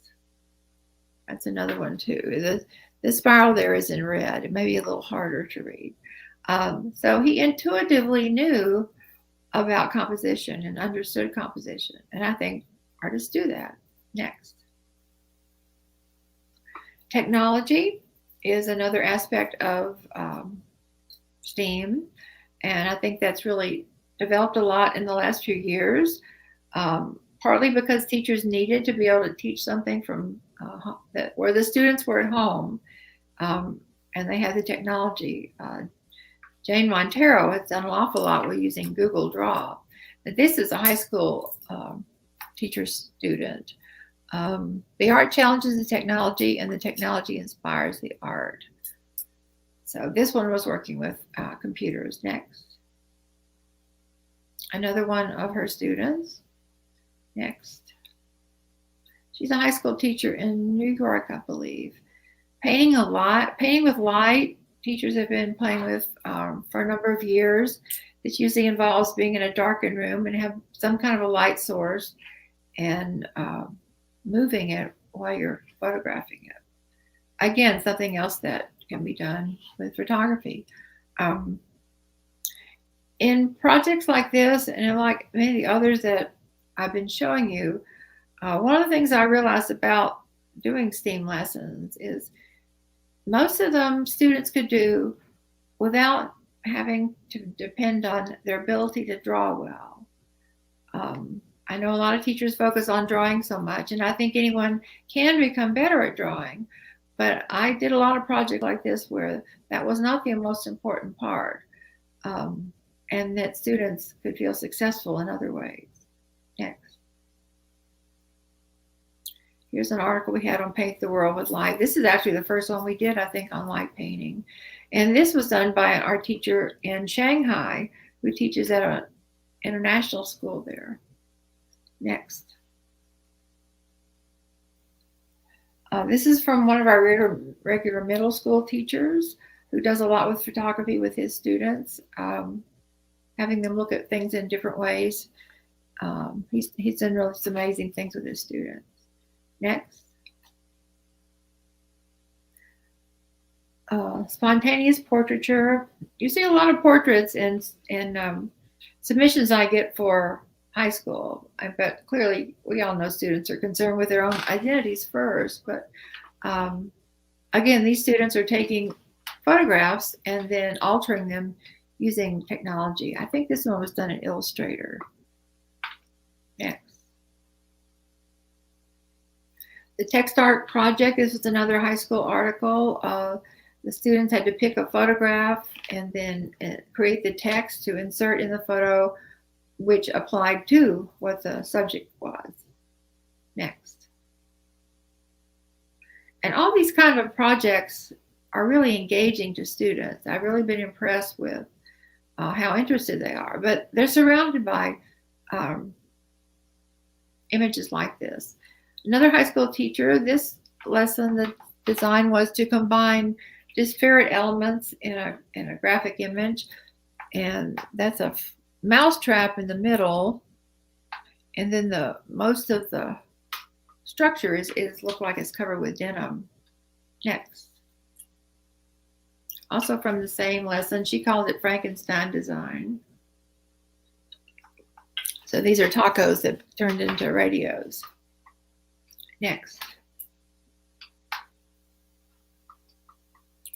One of the first covers we had that was done in Illustrator, I really love this image. And the girl's name was Design Rigger, which I thought was amazing. All right, next. Fractals is another math-related concept that students really like working on. Again, not necessarily needing the ability to draw well, but they can still create wonderful, complex designs on their own. Fractal is a geometric figure in which similar patterns occur at progressively smaller scales. Next. 3D printing has also really become more evident and available as 3D printers have gone down in price. These were done by middle school students. So they did the drawing on the right first and then had to do the programming to create the plastic figure on the left. Next. These are also middle school. This is Janine Campbell students. She's in Michigan. And her students made all kinds of wonderful jewelry. To me, the biggest disadvantage of 3D printers right now is it takes so long for them to print out an object. But I'm sure that will be changing quickly as well. Next. The Open Press project was another 3D printing idea. The interesting thing about this is you could download the CAD program, the computer program, to make the press, and you can see it up there on the top of each image. So you actually print out your own little press, and then you can use it to print small images with. And I think this project is free. A lot of these things that we work with have no charge. Next. Engineering. You may not at first think engineering has much to do with art, but it's just another word for sculpture and structure. The walls between art and engineering exist only in our minds. The one on the right is one I would do with my students, usually starting with kindergarten, using toothpicks and little balls of plasticine to make forms, to make tetrahedrons. That basic triangular shape is one of the strongest shapes or structures that there is. So it's a wonderful way to start having kids work with images like this. Next. And there is historical precedent for this too. Back when Frederick Froebel invented kindergarten, he invented all these special tools and objects to manipulate that were designed to guide students through growing in areas of structure. And here you can see some of the different kind of images you could make and build using simple forms. Next. There were even kits that you could buy that were already assembled. You can actually still buy them, but they're very expensive because they're all made out of wood. But they started with two-dimensional forms and evolving into three-dimensional, along with the students on development. Next. Here's one of the current sets that you can buy. They're really too expensive for every school, but you can see they're little rods and little rings, and they're all intended to be used in a certain order. Next. Steampunk is another area we've gotten lots of submissions on. These were done by elementary students. To me, the most difficult part of this is finding all the little things that kids can work with. But you can see there are all kinds of little ornamental objects here. And these are all based on insects. Next. Paper engineering is another part of engineering. Pop-ups are very popular. This is a pop-up card that I found that I thought was just wonderful because it's got all the little cutouts and things on it. If you're doing anything with paper structures with your students and you're doing paper engineering. Next. Pop-up books are great. Your school library probably has some. I have a whole collection of them. And they're really fun to show how far you can take paper engineering. This one's one on dinosaurs, and he painted the papers to get the detail before he assembled the book. And I heard this author speak at a conference, and it took him, I think, 2 years to make this book because it is so complicated. Next. A very simple paper construction is one that I always did with my elementary students. Again, trying to show what all you can do with just paper. And this, you start out to make a cube and in a certain order. And then you can add all kinds of things to that to make it whatever you want. The example there, I think, is a beach house. It's got some lounge chairs out there on the side. This was a lesson that my students voted to keep on working on. Sometimes I would ask them if they're ready to stop, and they all want to keep going on this one. Again, it just uses construction paper.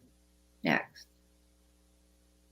And some other good resources for paper structures are paper straws, because you can glue them. This is a cardboard village. A whole school worked on this village and set it up in one of their hallways. But you can see it's got all kinds of wonderful structures and also things that are hanging. There is an exhibition that you can be part of called the Cardboard Challenge, which is also fun to get your students involved with. And that's also for any age level. Next. We love cardboard because you can have free access to it. This was an elementary class, I believe, and they were studying Pablo Picasso's paintings of guitars, and they ended up making these and using making great use of like the corrugated edges of paper when it's torn away. And again, something you readily have access to.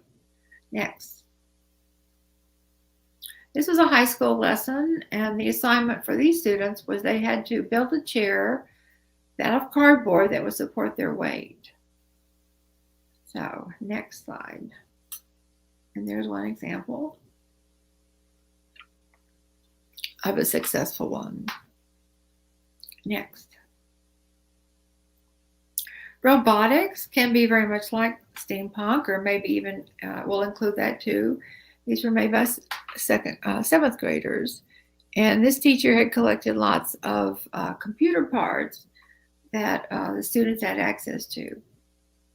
Out here in Santa Fe, there's an artist who gets all kinds of discarded materials from Los Alamos Laboratory, and she takes them all apart, and she goes to schools and brings all the materials, and the kids can make things like this.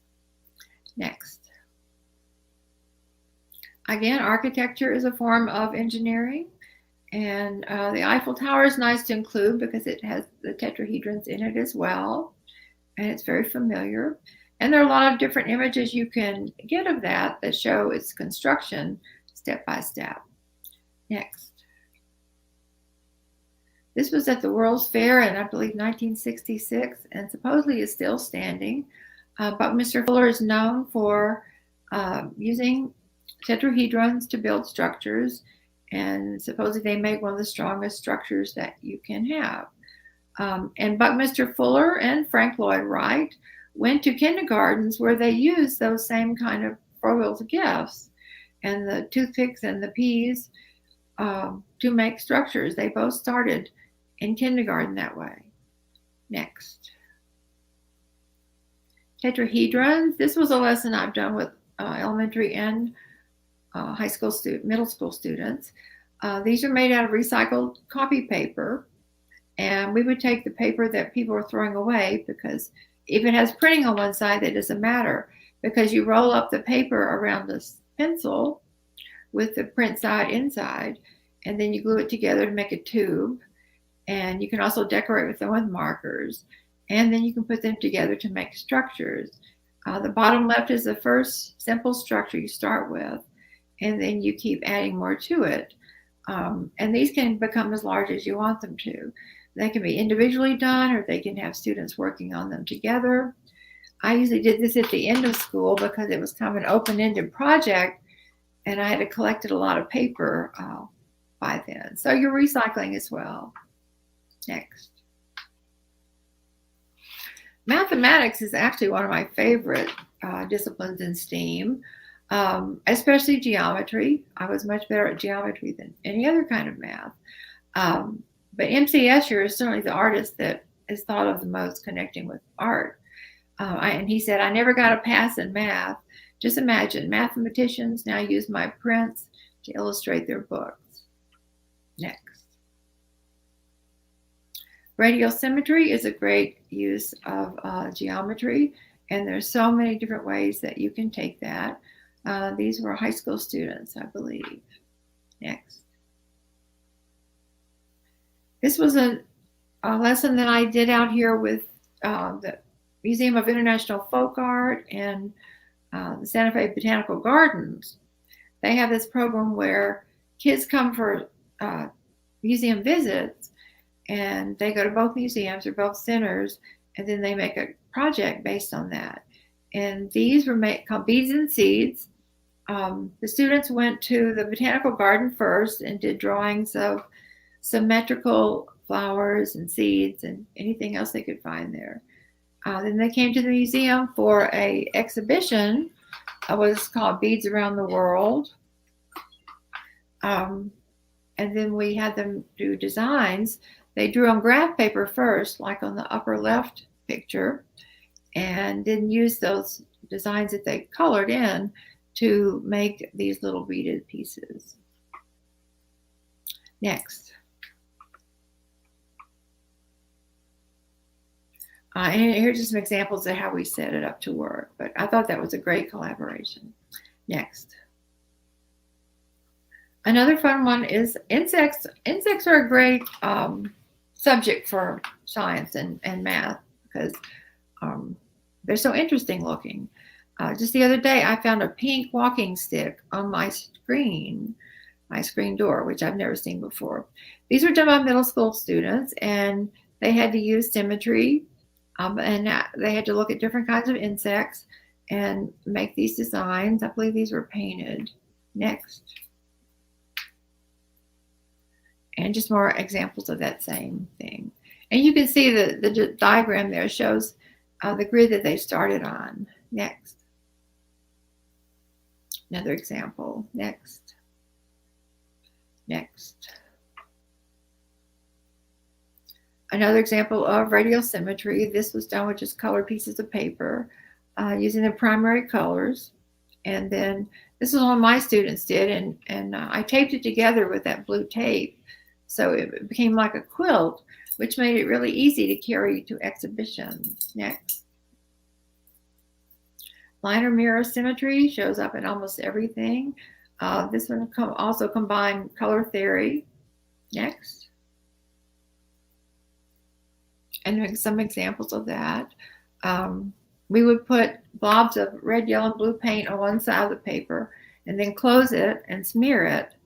And the kids would look to see if they got any secondary colors. And then when it dried, they could make it into an imaginary picture. I love projects that have lots of different concepts involved in them. And these were first graders. Next.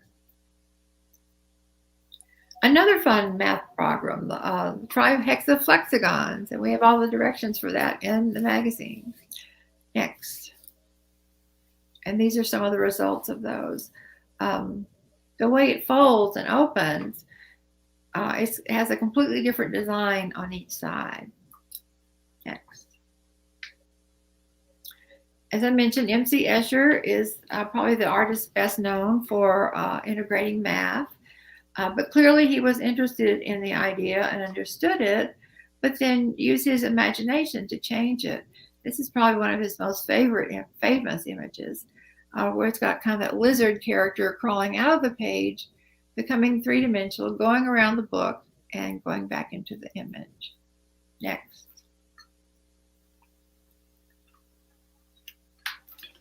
You can find contemporary tessellations as well. This is by an artist named James McNeil. Next. Also his. Next. He did a cover for us at one point. Next. You can also do tessellations digitally. These were done by Tricia Fugelstad, her students. I think these are third graders. Those are all done on the computer with programs. Next. Same idea. Kaleidoscopes are very similar to tessellations. Next. We even had a teacher do them in clay, which I really thought was wonderful. Next. Again, this is just a basic way to start thinking about and using STEAM. Learn and share the vocabulary.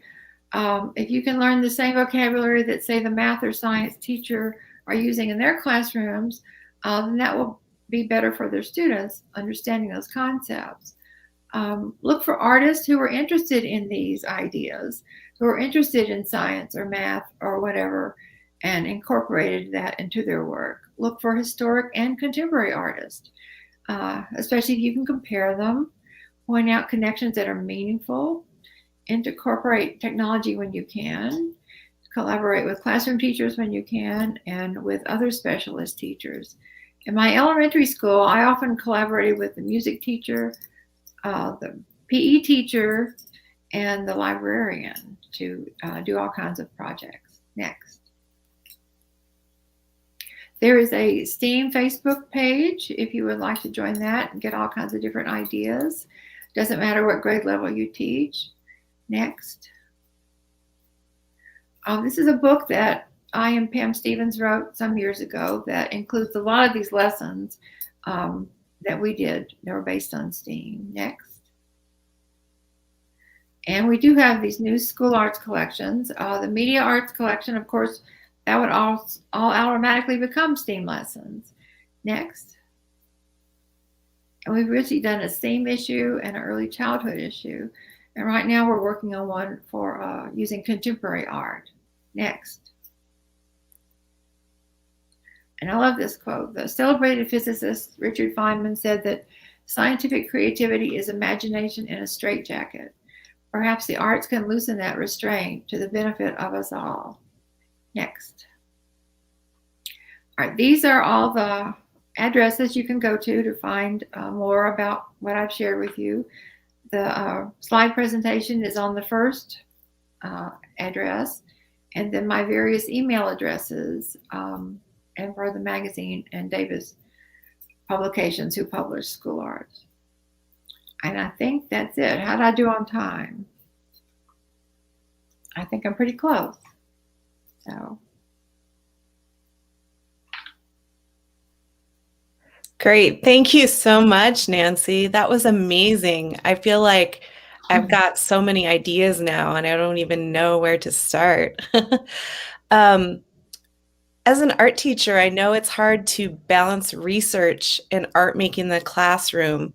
When it comes to implementing a STEAM lesson in the art room, do you have any recommendations or tips for how much time we should spend on science and research versus how much time we spend on art making? Well, I don't think you have to delve into it like, say, like a science teacher. And your students can also learn along with you. I would start with just finding the artists like the ones I've suggested. And partly that's why I want to share this PowerPoint with everybody, because the research is already done there. You can start there and use those ideas. Especially if you're doing technology, using Art21, they have great videos that show artists who are working with different kinds of concepts.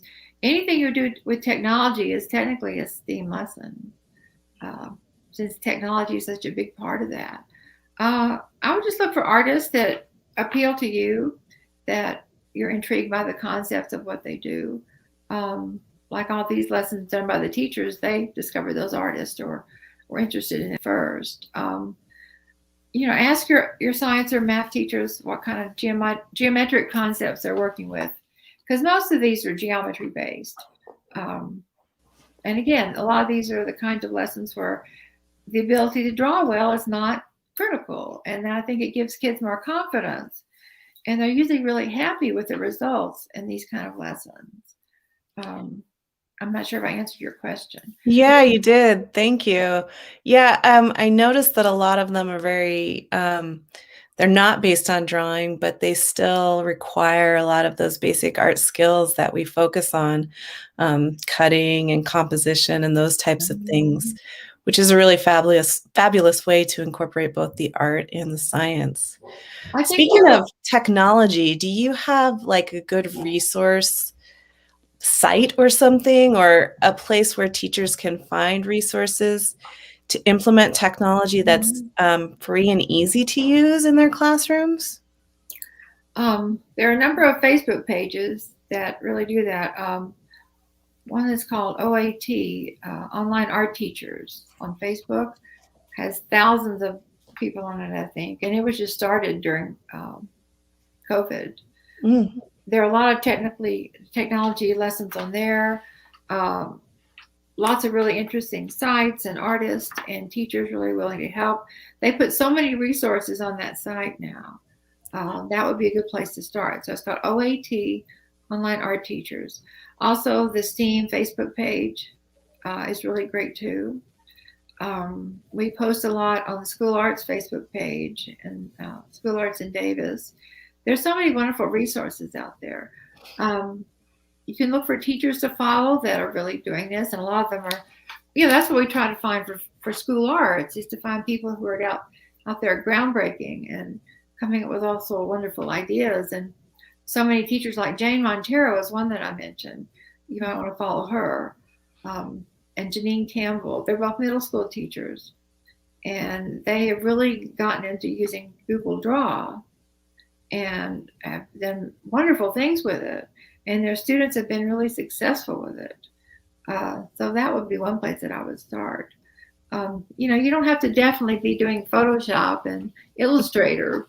That to me is much further along the line when you understand the other concepts first. But I don't think too many elementary teachers or middle school teachers are using Photoshop, though I could be wrong. I wouldn't tempt it. For Google Draw, it's great, apparently, and Jane has come up with all different kinds of ways to use it. We've had several of her articles in there. And the teachers online, like on OAT, they're just so generous in sharing what they do. they want everyone else to be successful as well. And we've had so many challenges this last year and a half.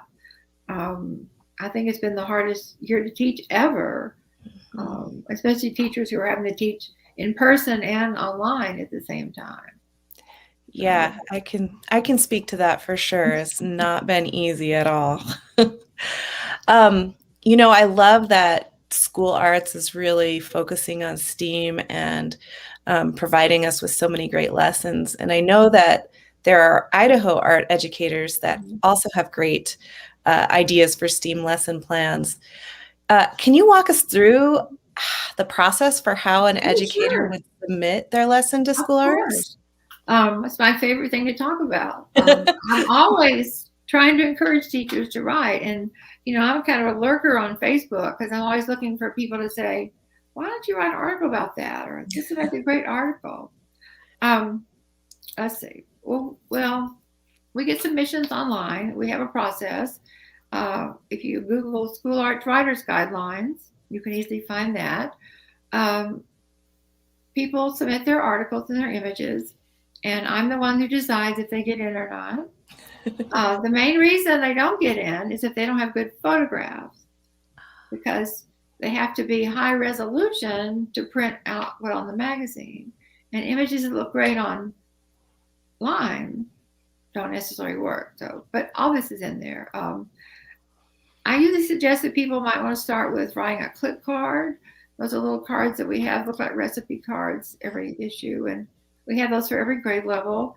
They only require about 150 words and one picture, and we need those all the time. They're great for substitute lessons or a one-day lesson that you're working on. But when I see somebody online that I really like, I'll text them or leave them a message, and usually because they have great images and it's something unusual or unique, or the kids' work is just amazing.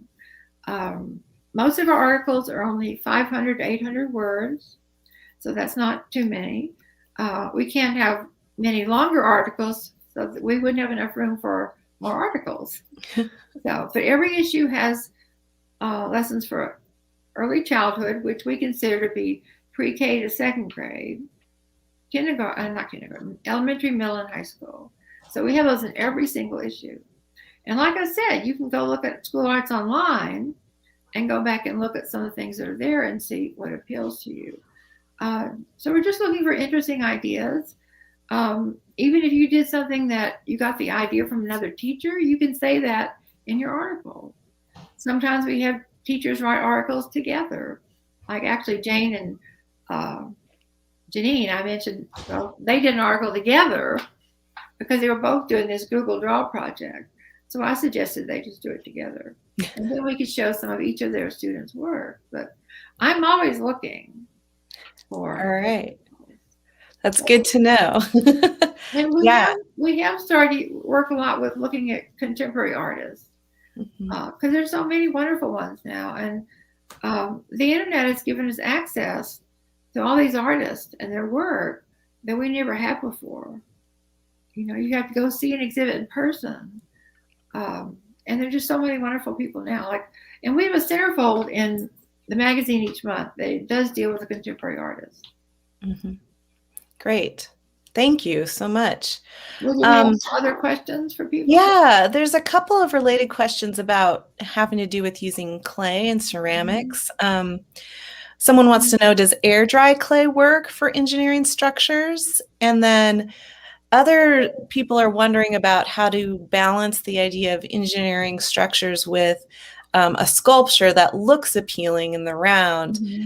They mentioned that students get caught up with the structural construction of it and forget to think about the appearance.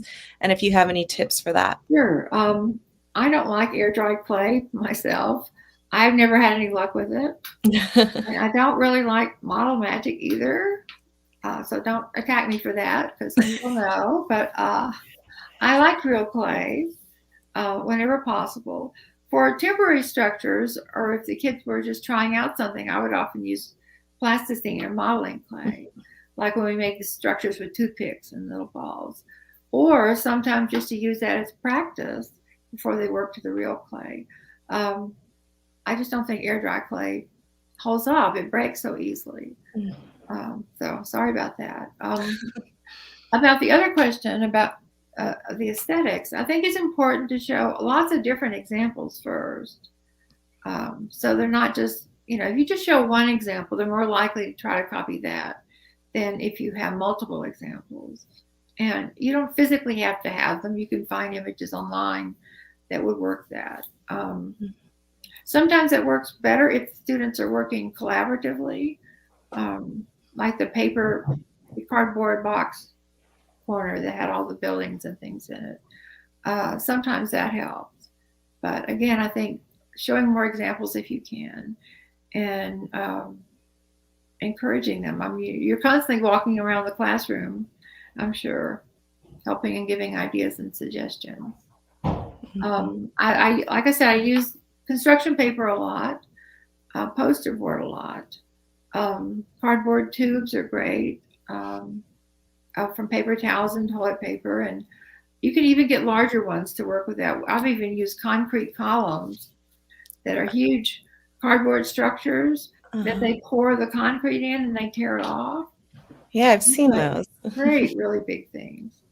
And also looking around the hardware stores, I picked up a lot of stuff in the hardware stores.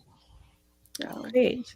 and just found objects and things. I had boxes of things. I would just save everything and throw it in there, and then we would get to use it. You can make some really wonderful things out of discarded plastic materials. Actually, that's another thing that they do in Reggio Emilia in Italy. They have a warehouse where teachers can go and get all this kind of stuff, and they just have it for them. Wouldn't that be amazing if we had that? I know. Yeah, that just brings me all sorts of ideas. I love the how do you get started tips. Thank you for sharing those. There's a question about challenges you've experienced in collaborations with other teachers when you're starting out to the process. And I also wondered, how do you approach, like, say if you're a high school teacher and you want to collaborate with the science teacher who might be a little bit scared about delving into the arts, how do you convince them that the collaboration is a great idea? Well, first you need to find out what it is that they are studying that would relate to art really well. But, not every concept is going to work as an art concept. You kind of have to start by having a personal relationship with the teacher. Have a friendly relationship. So when you do throw ideas out there, or you can, once you know what they're doing, you can, if you think of something you want to do, then you can offer that to them. Mm-hmm. I mean, they're not going to be doing the art in the science room. They're going to be doing it in the art room. But a good teacher should like that extension of the concepts that they're teaching. Trying to think of the science teacher and the art teacher. I just think they came up where they did the watercolor cell illustrations. Mm-hmm. I think they just came up on their own. I would start just trying to work with one teacher. At the elementary level, I could do more with the classroom teachers because their kids came to me as a whole group.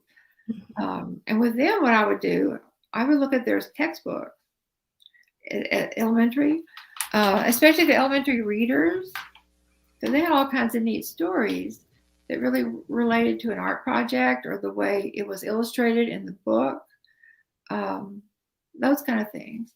We also had a science lead teacher who I would go to all the time and ask her for ideas. Just kind of keep your eyes open for it. But I wouldn't try to do a great big project with multiple teachers at one time. I would start with one. And there are other things you can do. Like our science lab had a full-size replica skeleton in it. And that skeleton saved my room most of the year. The other people weren't using it. And I used to dress it up, for different holidays and clothes and things. And we could relate that to all kinds of things. Nice. How do you have your students reflect on both the art concepts that they've learned and the science concepts? Well, I was always really happy when they would come in and say, we did this in science and I already knew about it. Or we'd seen that before and we saw it in science. I think it makes learning more meaningful for the students because they can see the connections. And again, the art engagement is what makes it interesting. I mean, if I had to teach any other subject, I would still have to teach it through art. I would always want to enter that concept through art. So if you have a concept like symmetry or tessellations, you can find a lot just by an initial search on that. But you don't need to go that far out of the way. You don't have to have a dissertation on the content to make the connection for the students, because they still want to be making something. But using the same vocabulary, I think, is really helpful too. Mm-hmm. You know, Yeah. it was a while before I learned what a rhombus was. I know, I'm thinking, okay, I'm going to have to go back and review all my geometry concepts now and remember everything I learned before. Well, think about something you're doing already and how can you bring the discussion of the other discipline into it. Mm-hmm. Again, you don't have to spend that much time talking about it, but it's just the constant repetition of the idea. And as far as collaboration with the kids, I would start with just in pairs. A lot of things we did, especially with the younger kids, we did in pairs. And the things that were just practice, like working with plasticine or doing the toothpick sculptures. We also have these plastic things called straws and connectors. Oh, yeah. That I really love for little kids. Mm-hmm. And what I would do is I would take a picture of their structure.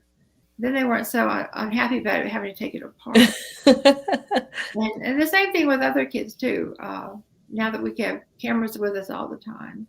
There's something else about that came to me. Oh, I also used to borrow all kinds of manipulatives from the kindergarten teachers. Like they had these big bins full of wooden blocks and they weren't really doing anything with them. I mean, they would just say, here, go play with the blocks. But then we could build structures out of those in the art room and then draw them. Oh, yeah. See what your kindergarten teachers have if you're an elementary teacher. That's they were actually the younger student teachers were the ones that collaborated with me the most. Wow. They were always happy to. And I would also try to get teachers to come in when they came to get their class to tell them what we were doing. That didn't always work, but you tried. Yeah, sometimes, especially when they're on the fly, right? It's hard to get them to. or if they're late. Yeah, exactly. What's your favorite STEAM-related project that you've done? I think the one I showed with the seeds and beads, because it was just perfect. We had the botanical garden, we had the beads around the world exhibit, we had the kids draw on the graph paper, and then they made their designs, and they had to make them symmetrical. You know, I think classroom teachers don't know how to push their students to do more. I think they kind of accept their first effort as that's all you need to do. And I think our teachers go beyond that. And we could have said, here's some beads, you go in a form, go do whatever you want with them. But they had the concept of symmetry, both radial and line symmetry. Mm-hmm. To me, that was just a perfect collaboration between all the groups involved.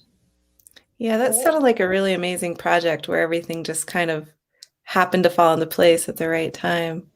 I think something that teachers, forget when they get so busy is that you can look at those local organizations and see what's happening and get your inspiration there. Yeah, and unfortunately, COVID has kind of stopped that too. I was at the Folk Art Museum this week, and they haven't started school tours.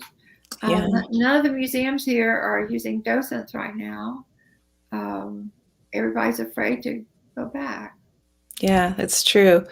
I did notice that some museums are starting to up their online presence a little bit too. So that is a great comment. All the museums here, and I'm sure everywhere, have really turned to the internet. They have lessons online, they have slideshows, they have videos, they have online exhibits, and I think that's going to stay. I don't think that's going to go away. So you can do virtual field trips that way. Mm-hmm. So I would look and see what the museums have for you online. Another thing our museums here did, they've done a lot of art kits that they distributed to schools and kids. It's really pretty amazing what all they've done that way. Wow, that's awesome. Some of them they distributed through the public library, some Mm-hmm. through specific schools. So they're out there still really trying to work on things. Mm-hmm. So, Yeah, it's a matter of hunting down the resources. Like the George O'Keeffe Museum here, they have lots of educational resources online. Mm-hmm. So there's so many more resources than we had access to before. Absolutely. And I find these theme lessons to be really interesting to do, and the kids are usually excited about them. And all the results were all different. It's not like they were doing copycat projects. Right. They get to employ their creativity at the same time, and projects are open-ended enough that they get to come up with their own ideas. Lesson success to me if all the output is different. Right. And if you look at school arts, we usually focus on that too. Yeah, that's great. And we're leaning a lot more towards choice as well. I think choice has really grown a lot in the last few years, and trying to incorporate as much of that as you can in a lesson. Mm-hmm. So. Here's a question that's more general. What is the biggest shift you've seen in visual arts education over the last few years? And can you predict what we might see in the future? I think it's technology, and technology becoming less expensive and more available to schools. I think that has really taken off. And I think choice-based has grown a lot too. Yeah. And what advice do you give for teachers who are kind of like, oh, I'm afraid to employ that technology. I don't want to give up my, traditional drawing medium. What advice do you have for them? Well, I think you can do both. And you don't have to give up one or the other. You can incorporate them together. Like that, the one pieces I showed, the 3D printing, the student did a drawing, like a snowflake kind of thing, and then they printed it out. I think 3D printing is going to become bigger and less expensive too. But I like it when it combines more than one aspect of making art. And every lesson can be different. There's no formula you have to follow. One of the things our teachers have, I think, is fortunate that classroom teachers don't have, is we're pretty much able to determine what we teach. Mm-hmm. I mean, that may not always be the case, but it has been everywhere I've worked. Classroom teachers have to teach out of the textbook. They have to teach every page in the textbook. They have to give specific tests across the district. Our teachers have the freedom to play with that and to follow their own intuition. So I think that will continue. But I do like combining different ways of making art. Or expanding. If you go back and look at the ones I showed, most of them you couldn't do in a day, but they have different levels of challenge or interest. So you start with a smaller, simpler concept, and then work up through that. That was also why I like teaching elementary, because you would have the same kids every year, mostly. So you get to see them grow, and then your curriculum can be more sequential. So, because I would try to build on those skills as they went through grade levels too.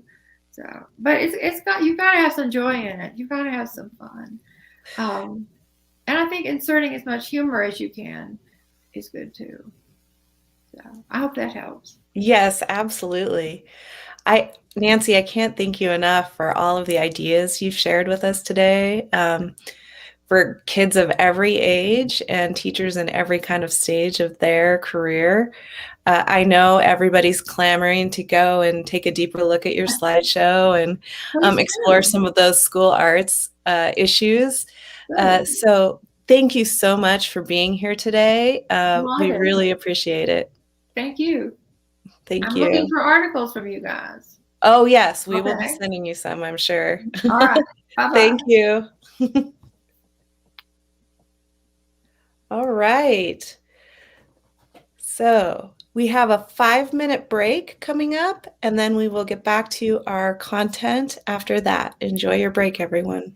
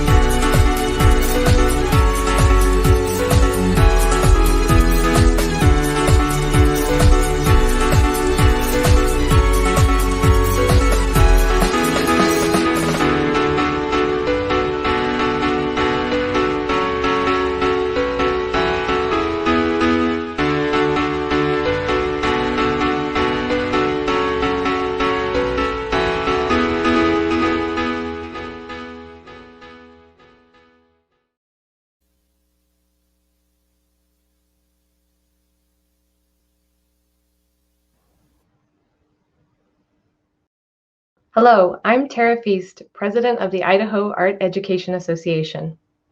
In 2019, I attended a 2-day workshop called Fostering STEAM. I knew very little about what the workshop would entail. It was co-sponsored by the National Art Education Association, and I'm passionate about STEAM education, so it seemed like a good choice. I learned so much over the course of those 2 days. The projects and interactions with other educators were interesting and exciting, but the most meaningful part for me was how the Fostering STEAM framework changed how I saw STEAM education and the positive impact art and STEM can have on learners. Fostering STEAM is a collaborative effort between the University of Alaska Fairbanks, the University of Washington Bothell, the National Optical Astronomy Observatory, and it's supported by the National Science Foundation. Their professional development workshops prepare educators to work with learners in a way that fosters identification with science and art and promotes equity in science disciplines. It is my pleasure to introduce Dr. Laura Connor and Perrin Teal Sullivan, 2 members of the team who developed the Fostering STEAM program. Laura Connor is a Research Associate Professor of Science Education in the Geophysical Institute and College of Natural Sciences and Mathematics at the University of Alaska Fairbanks. Dr. Connor is the recipient of several awards and fellowships, and her research has been widely published. Perrin Teal Sullivan is an artist, designer, and educator, and a research scientist at the University of Washington Bothell and the University of Alaska Fairbanks. Her work in STEAM education focuses on integrating art and science practices to help learners develop new perspectives and enhanced capacity for understanding and creating the world around them. Thank you both for joining us and sharing more about your work with STEAM.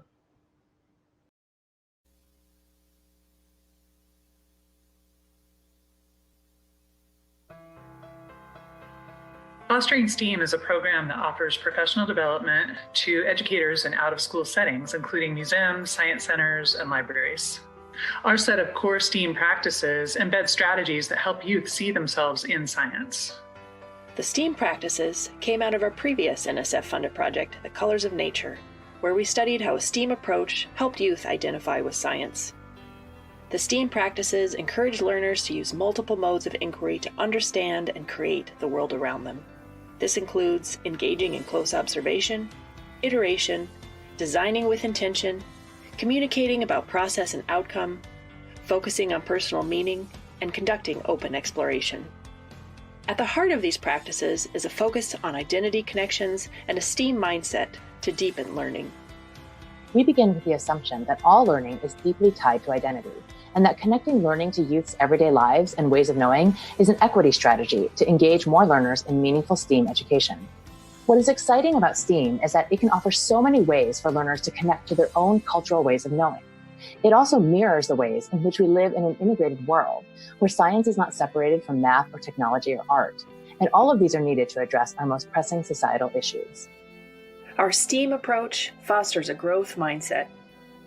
In our workshops, we teach strategies to calm our inner negative voice so that we can feel more free to try new things and take creative risks. We place an emphasis on process over product, playfulness, and self-compassion. In our Colors of Nature work, our evaluations showed that girls made statistically significant gains in their interest in science, self-concept of science ability, attitude about science, and other areas. In the Fostering STEAM project, we're focusing on the impact on educators rather than youth, and asking questions about how educators engage and take up the STEAM practices, mindset, and identity work in their programming, and what it means for institutions to implement STEAM in their settings. The Fostering STEAM team is made up of researchers and educators from around the country, working with partner organizations nationwide through in-person and online workshops. To extend our reach, we're currently creating an online portal that will give educators everywhere access to resources for implementing STEAM in a variety of learning contexts.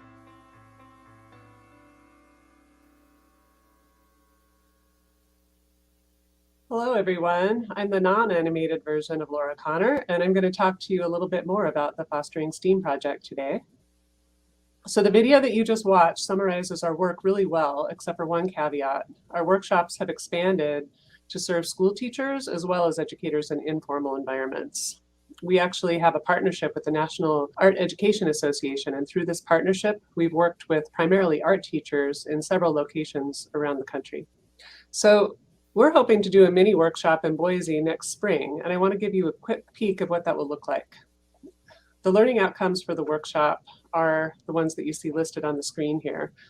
To learn strategies for integrating art and science in instruction, to be able to articulate specific ways in which art and science share common practices and dispositions, to identify strategies for supporting STEAM-linked identities in learners, such as connecting science and art to everyday life, and to identify strategies for supporting a STEAM mindset in learners, such as emphasizing process over product. As mentioned in the video, our work started off with our Colors of Nature project, which was a 2-week summer academy for girls in multiple locations. During the academy, we tested a lot of ideas, and we came up with a set of activities that integrate biology, chemistry, and optics with visual art and design. I want to note that all of these activities are freely available on our Fostering STEAM website, and so feel free to visit that and download the activities. In the workshop for teachers, we use these activities as jumping off points to think about STEAM practices. There's no expectation that educators adopt the activities just as they are, but you can, of course, if you want to. And while the ideas were developed with the specific subfields that I just mentioned in mind, biology, optics, chemistry, and visual art, we think that the ideas are very applicable to other art fields as well as other STEM fields. So a little bit about the workshop structure. The workshops are very active. As I mentioned earlier, everything is centered around our conception of STEAM practices. And so there's discussion and reflection about how the activities that you do during the workshop connect to the STEAM practices. And the Boise workshop itself will feature 2 investigations. So the 2 investigations that are going to be featured in the Boise workshop are red cabbage painting, which focuses on the question, how can we manipulate color with chemistry? And the secret signals animation. And that one focuses on the question, how do animals see the colors of the world around us differently than humans? For the chemistry painting challenge, participants first create a palette of colors using chemical reactions. They use test strips to play around with the reactions in the context of that top question on the slide, how many colors can you create? We then have folks paint with these substances on a paper that's coated with red cabbage juice. And red cabbage juice is a chemical indicator. The palette is unusual, with no true darks and lights. So we ask participants to consider how they can create contrast and value using this palette. The other activity, the Biology and Animation Design Challenge, features the creation of a stop-motion animation. First in the activity, there's open exploration of UV light in everyday life, and there's a consideration of how some organisms actually use UV coloration to send signals to other organisms, such as mating signals in birds or flowers that use nectar guides to show the bee where to go. Participants can pick a real or imaginary creature, and they consider how UV aids them in their reproduction or survival. Participants create a storyboard, cut out characters, and use UV paint in creating the animation. I hope this gives you a little taste of what the future workshop will look like, and I hope that you consider attending. Thank you for your time.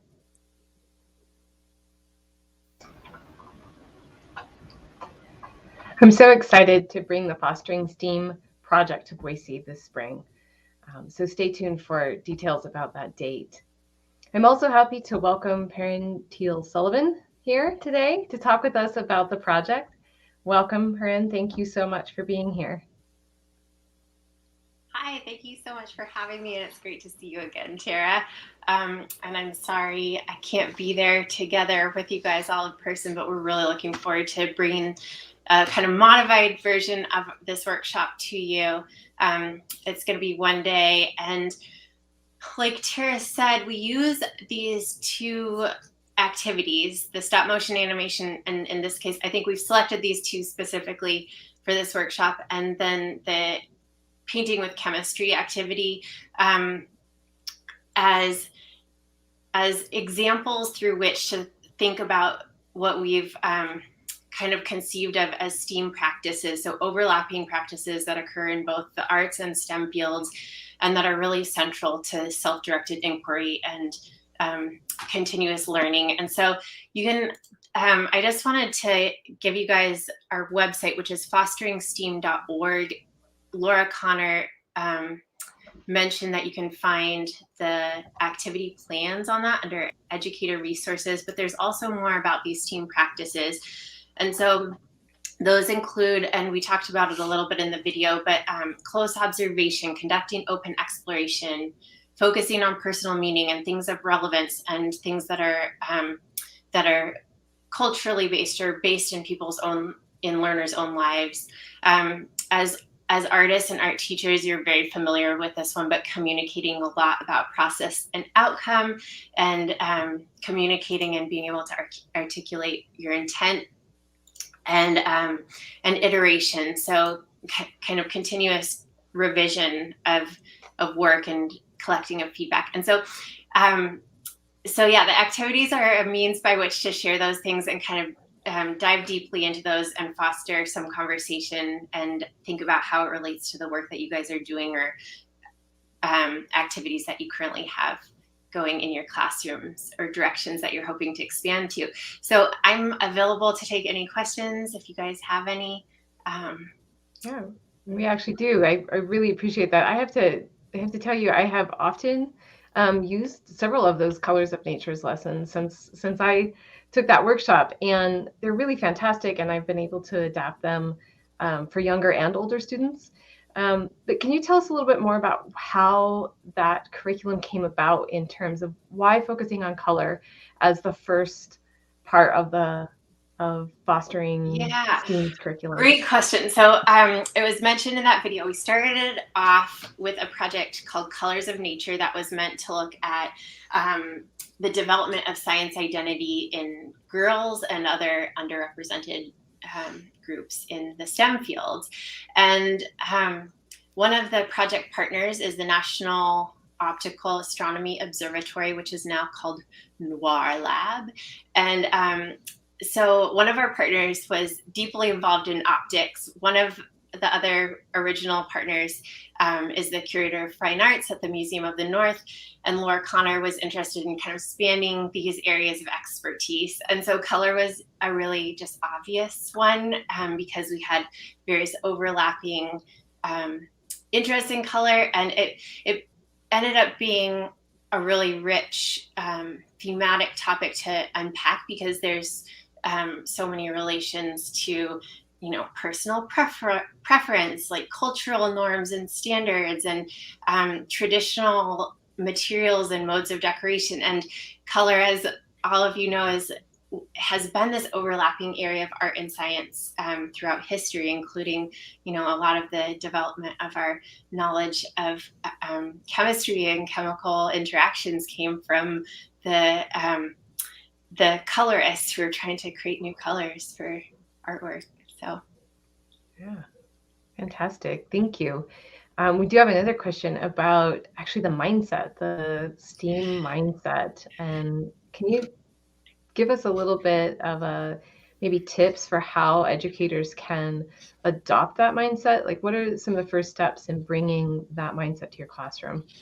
Yeah, so that's a great question. So I think in the kind of center of our model of the STEAM practices are the ideas of mindset and identity. And mindset is really based off of the work of Carol Dweck, who is an educational researcher at Stanford. And she has spent her career looking at how, as educators, I think a lot of you might be familiar with this. So sorry if I'm repeating things but the idea that if you have attitudes and assumptions that you're capable of learning new material, it actually increases your ability to absorb and integrate new material. And so there's a lot of times there's kind of this phrase like, well, I don't know yet. And so we kind of adapted that to this STEAM idea, and something that that you probably have faced in your arts classrooms is various sorts of kind of like the negative voices that appear that, you know, are instilled in us usually through experiences that we've had that are negative, where, you know, we're told that our drawing doesn't look realistic, or that, you know, we don't have facility with our hands, and, you know, we're not good at like sculpting or modeling something or interpreting proportions. And so these experiences can build up over time and raise this negative voice. And so one of the ways that we really try to address that is by being explicit about that being something that exists within all of us, including as educators, that we have. And it's funny, even in the workshops, you know, we'll find ourselves saying, like, as we draw something on the board, oh, ignore that, that doesn't look like such and such. And so trying to kind of catch that and be explicit about that and point that out and help kids do that for themselves and for each other, so that they can kind of suspend the voices of doubt and remain in this open area of, like, you know, ideally of creative flow, where you're not hindered by self-doubts. And so the mindset part is really something that we try to model as facilitators, by both being, you know, kind and compassionate with ourselves, by going out on limbs and taking creative risks in front of people without, you know, without worrying about failure or making fools of ourselves, and then talking about it explicitly and trying to make that a part of the explicit experience, that people can voice their doubts, but also hold them in the proper place where they can see that they're there and not let them become obstacles. So that's a big part. Thank you so much. I feel like for all of our IAEA members who have either attended our spring or our previous conference on mindfulness, or our book study on finding a creative voice, I think we all just heard a little social emotional learning lesson there too, about those voices of doubt and being confident and kind of calling those out as they happen. I think it's great that STEAM can foster those things. I love that mindset. Can you tell me, just because I knew you were an artist as well as a STEAM educator, can you tell me a little bit about your personal journey as an artist, and how art and science came to be kind of together for you? Yeah.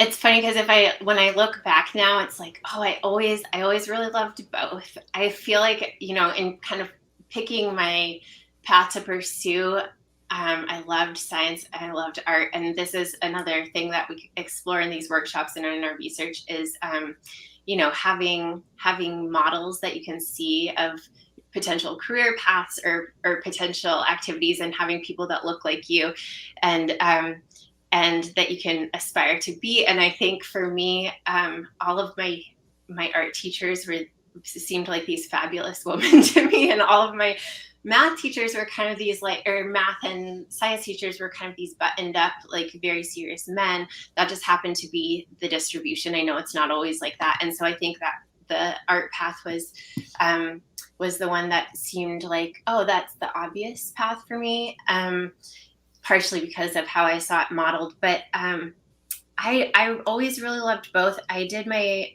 undergraduate at Rhode Island School of Design and went into furniture design, which was a kind of new off branch of their industrial design program.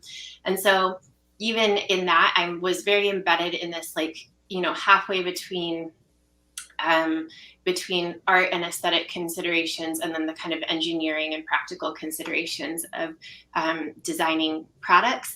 And I realized that I really liked the art part the most.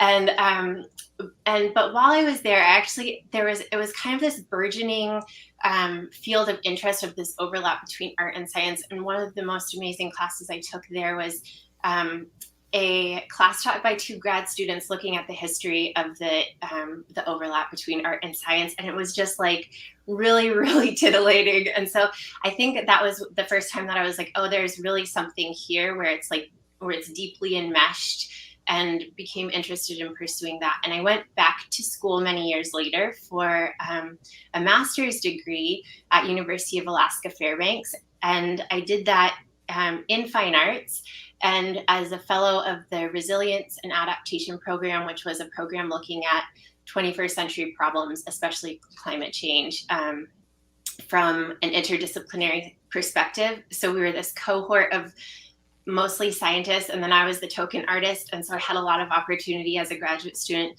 to kind of articulate the overlaps that I saw between the two and think about the role that art plays in creating and enhancing our collective social and ecological future. And so when this original Colors of Nature project came together, I was just really lucky to be in the right place at the right time, and it meshed all of my interests and the things I was working on. So that's how. I love that. I love that there's that that experience that you have. It's a fascinating experience to think about where you were, when you left school. Obviously, a lot of our educators are high school educators as well. So providing those opportunities to see a different representation, I think, is really important. So kind of along those lines,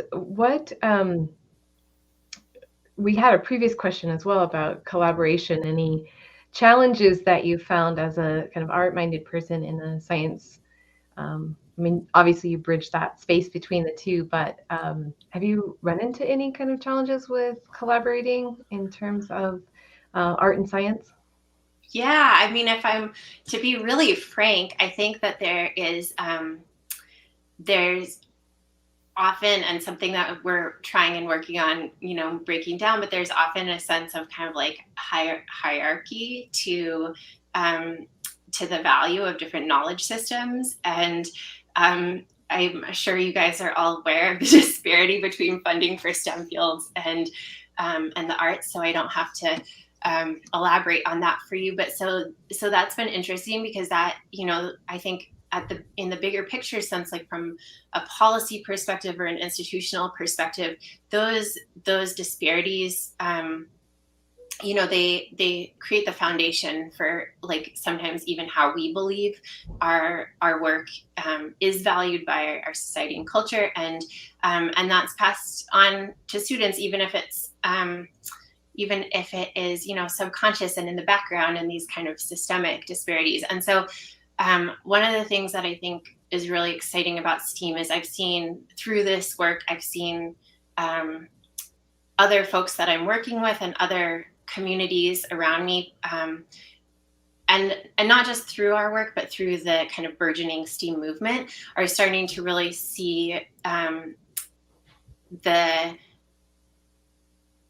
these different disciplines as kind of co-equal ways of looking at the world, experiencing the world, and interpreting the world, and that they're actually in our genuine lives outside of disciplinary environments. They're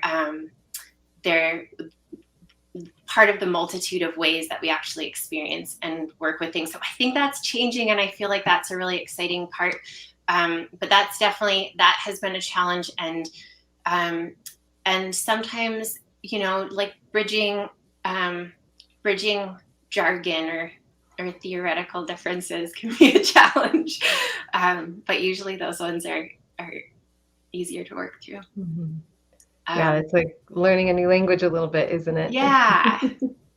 Which is exciting too. And actually, I think one of the things that's been really fun coming out of the workshops is almost all of the workshops we've done is people have at the end have said, I've been doing this in my classroom. I just didn't have the language to articulate it like this, and this is going to be helpful, in some cases, like going to talk to the administration and getting support for what I'm trying to do. So that's been, the language thing is actually a really interesting component, because it is one of the areas in which you have these kind of disciplinary silos, and so having some language to kind of bridge that, I think people can take that and apply it to things that they're already thinking about and oftentimes doing already in their classrooms. So in those workshops, and I know we are bringing a workshop to the Boise area, but we have Idaho, like not as big as Alaska, but like Alaska, we're pretty spread out. So is there a way that educators in Idaho can maybe reach out and schedule or find a way to have once COVID, once those limitations have changed, maybe have a workshop in their area? Yes, we're actually kind of expanding because we keep having, these exciting connections where people are like, please come do one here. And so we're really super open to that. And I think the person who is doing this scheduling is Laura Connor, who saw you in her video. And I'm not exactly sure. Our funding for the research component is provided through the National Science Foundation, and we have a specific set of partners.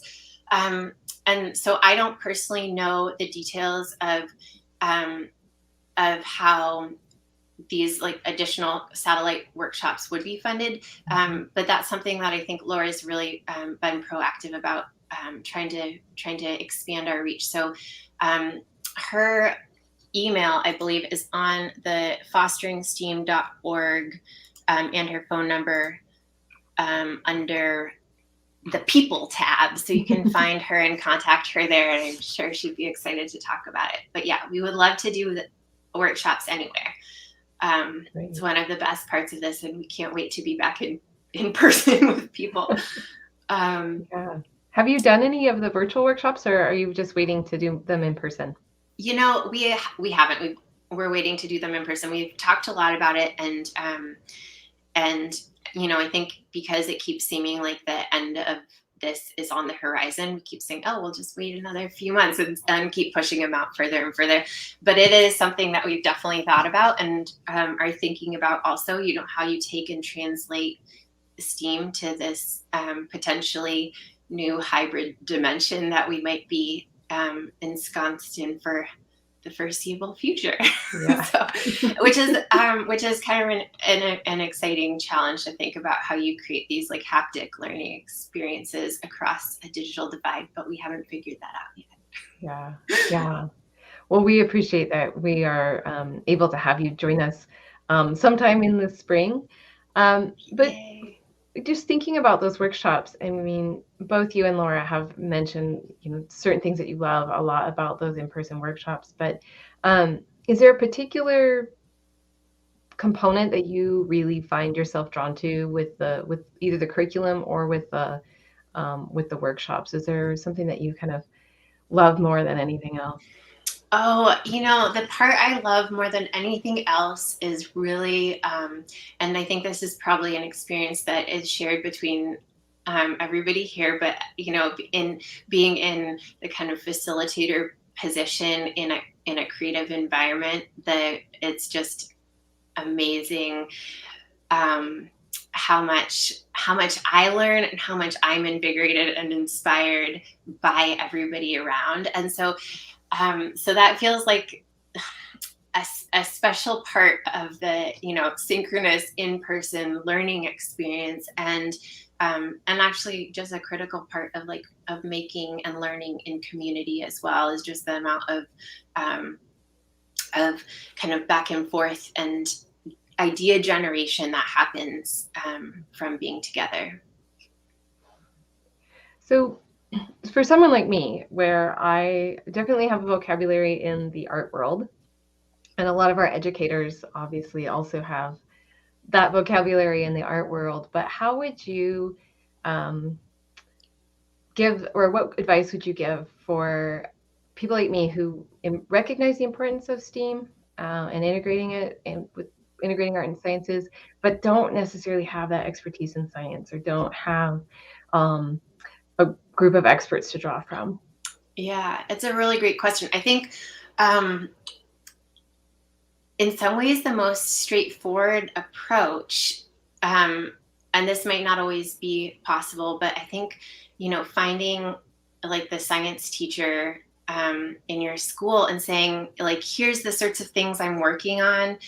Do you see, or the math teacher or whoever it is doing those things, do you see any connection to the sorts of things that you're doing? And sitting down and having lunch together or something, and just talking about what you're doing, and starting to look for those connections. Because even in our the original development of this curriculum that came out of Colors of Nature, so much of what we came up with happened from this discourse between people with various areas of expertise. And I would also say you don't have to have any sort of advanced knowledge. So one of the things that we try to do as we try to think of ourselves as like facilitators rather than teachers. And so we're facilitating learners' inquiry. And that also means that we might not know, but being able to say, I don't know, like, that's a great question. Let's look it up. And just looking it up with them and kind of modeling that, that lifelong learning behavior where it's like, we don't know together, but we can find it out together. And here's some of the ways we can do that. But I think definitely the best shortcut is finding somebody that maybe has, if you're doing music, maybe the math teacher, or if you're doing visual arts, maybe whoever's doing like chemistry or physics, and just starting a conversation about like, where do you see physics in this kind of work?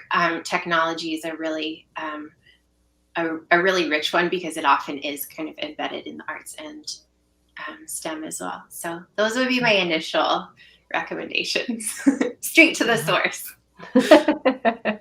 I like that. I like that today we've had a lot of advice about collaborating, and I think that's an important it's an important thing to point out, but it's also maybe one of the harder things to do sometimes. And so it is a challenge for us, especially in this strange virtual dimension, right? Where we're not able to always walk down the hall and say, hey, let's have a conversation. Yes. It has to be kind of intentional in how we plan those collaborations now, a little bit more than the happenstance collaborations that we might have had before. Yeah, that's a great point. I'm actually that's one of kind of my next projects I'm hoping is to work on actually compiling some resources that would be helpful when you don't have somebody just to reach out to. But I'm also, for anybody that's here and wants to scheme something up, I'm also always happy to talk about project ideas and point you towards the resources I know of. So you can reach out to our team as well.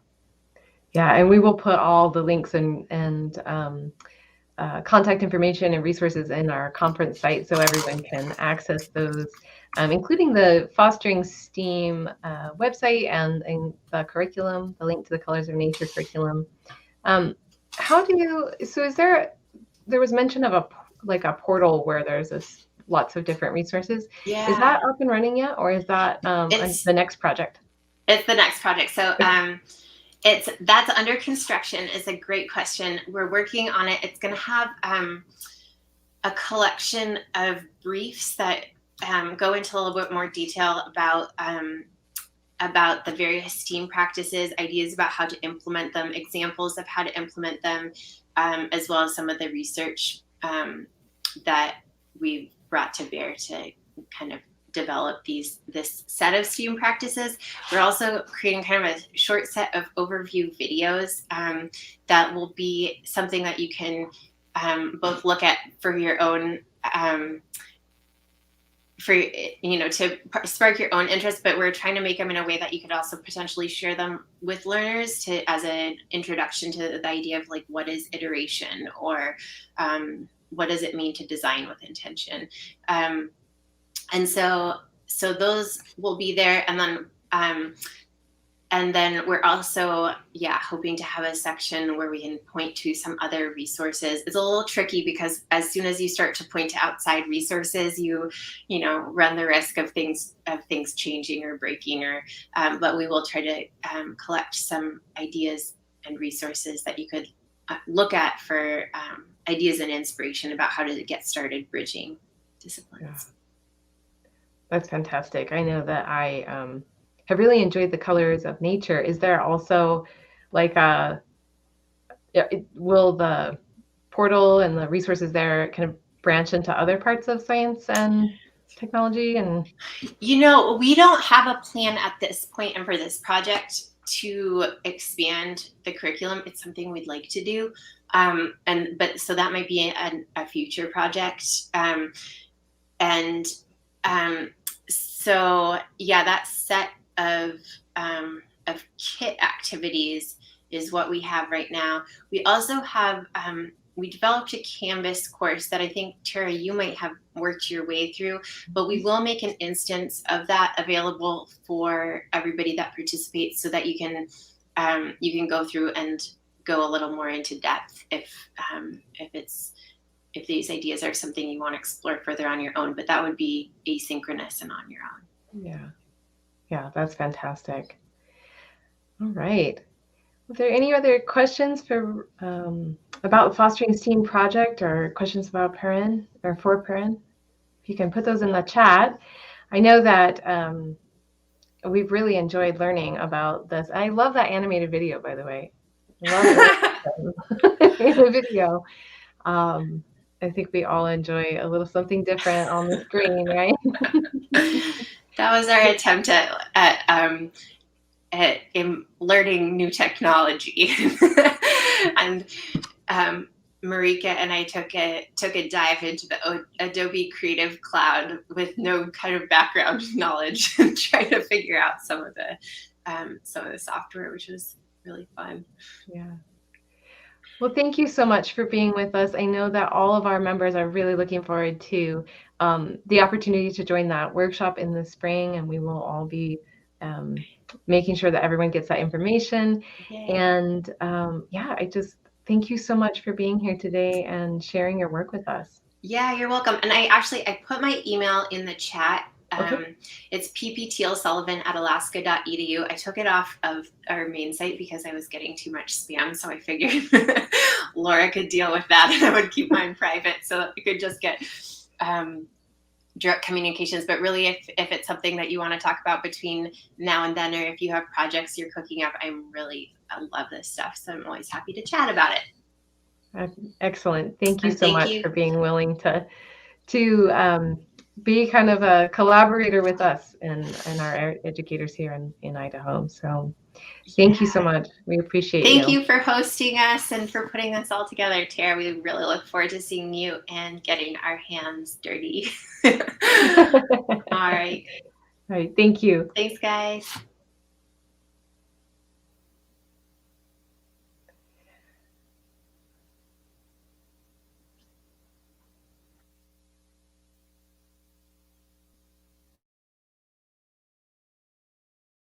Thank you, everyone, for joining us for our final session today. I am honored to introduce our last speaker, Timothy Needles.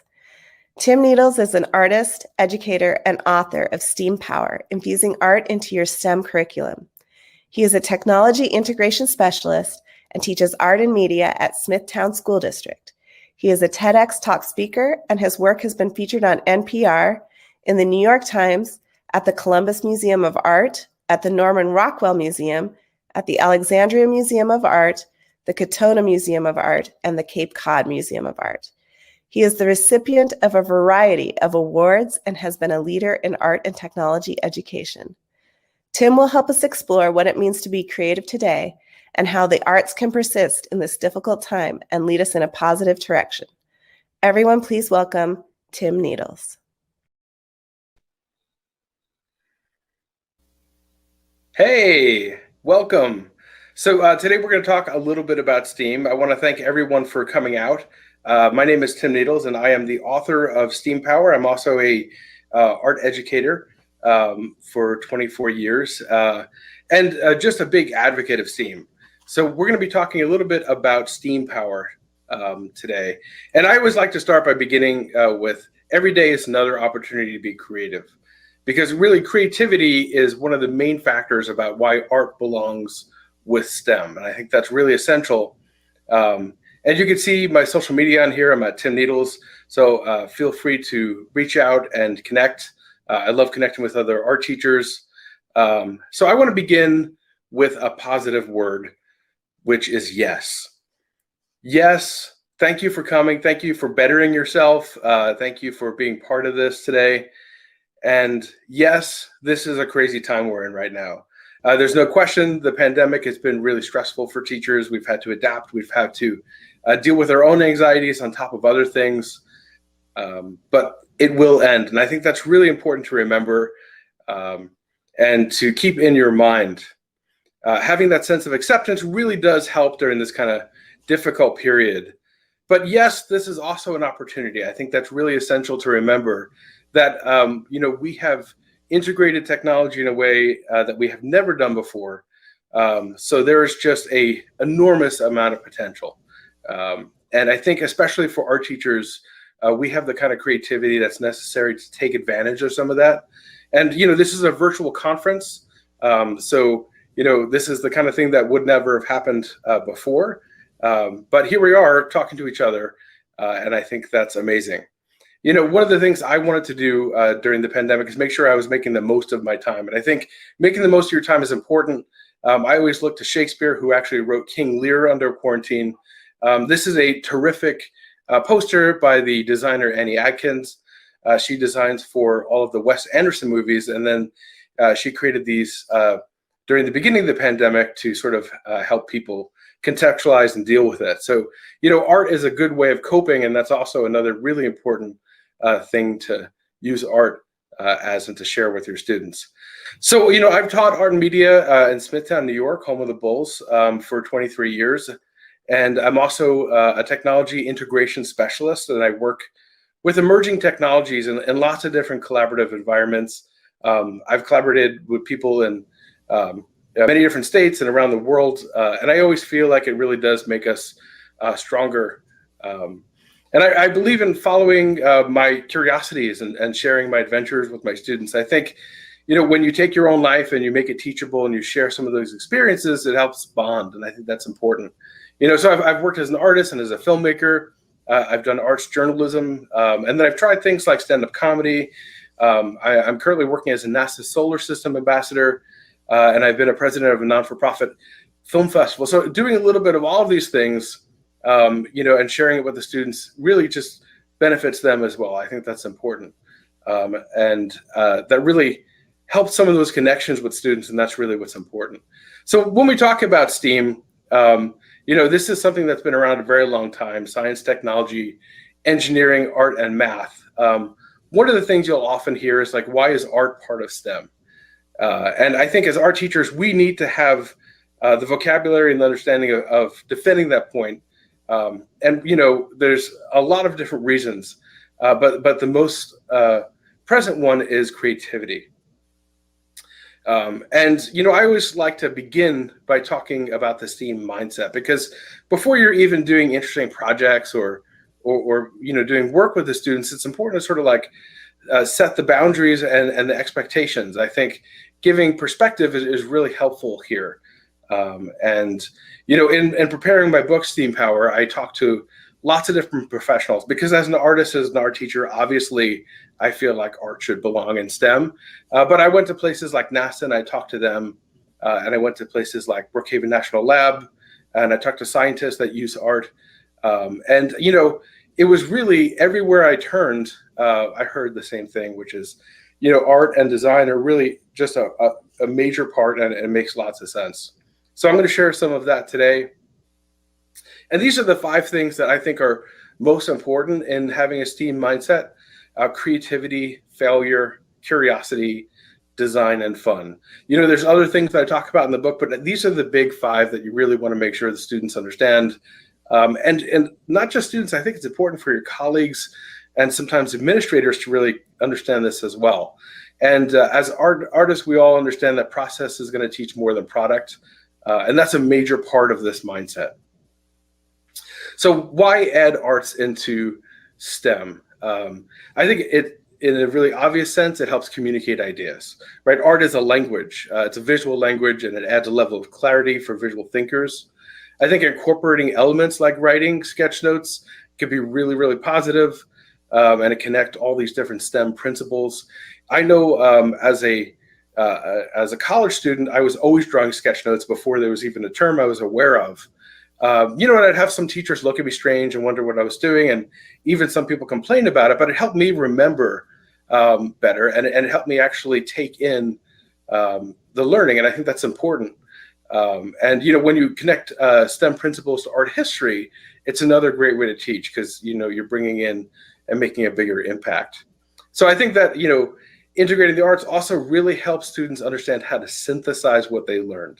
So it's not enough to just make art about science. You really need to understand the science in order to do that, right? So it actually shows the student learning, and they have to do something with that learning, and I think that's really important. So it gives a new context and perspective. So oftentimes when I was doing the research for the book, and I would talk to people at NASA, and when I talked to these different professionals, they would often say, you know, people come in and they'll be experts in one very specific thing, but you sort of need people to add a new perspective to some of these problems. And that's really where art can help in a great way. And then the other major way, obviously, is creativity. I love that it was Albert Einstein who said imagination is more important than knowledge. So I think that creative risk-taking and innovation is just an intrinsic part of making art. Artists need to sort of break the rules and try new things and experiment. And that's going to lend a huge new perspective to STEM. So giving students limitations, ironically, is a great way to promote creative thinking. It's when you need a box to actually get out of sometimes. And I think that's one of the things that is counterintuitive, but really, really helpful as an art teacher. So, you know, sometimes we'll have students create art without any art materials, or, you know, with some kind of big limitation that they have to find a way out of. And it's much more interesting to them. If you just say to students to be creative, it's really difficult. And it also reflects some of the real issues that we face, right? So, you know, we have all of these sort of natural problems that are existing in the world, and taking some of them on with creativity is really important. And I think there's no better artist than Leonardo da Vinci to sort of look at when you're talking about STEAM mindset, because, you know, he was really a master of each one of these disciplines, and not because he had to be. I mean, Da Vinci was foremost hired, you know, to design weapons for these different Italian city-states. And he also, you know, did art, but like at the time he wasn't foremost necessarily an artist. And I think that's something that's important to sort of remind students of too, right? There's so few Da Vinci paintings out there, but everyone sort of has this great understanding of him as a Renaissance man.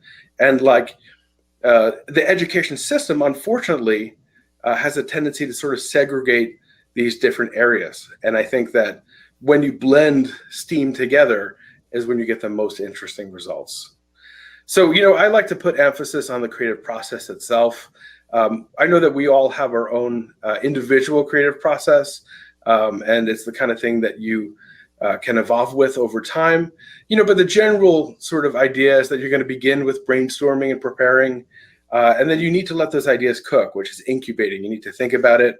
And then you get to the actual making process where you actually start. And that's going to be different depending on the materials you're using and the kind of artist you are. And then the really important step, which is evaluating and revising, you know, and that's where you kind of figure out, like, when is this finished? And then the fifth element is sharing, because I think that that's sometimes overlooked. It's not enough to make great art. You need to share the art that you're making. And you can see here my sketchbooks. You know, I've been working in a sketchbook ever since I started teaching, which was many, many years ago. So I have many of them. And I think it's helpful to use the sketchbook as a tool in this creative process.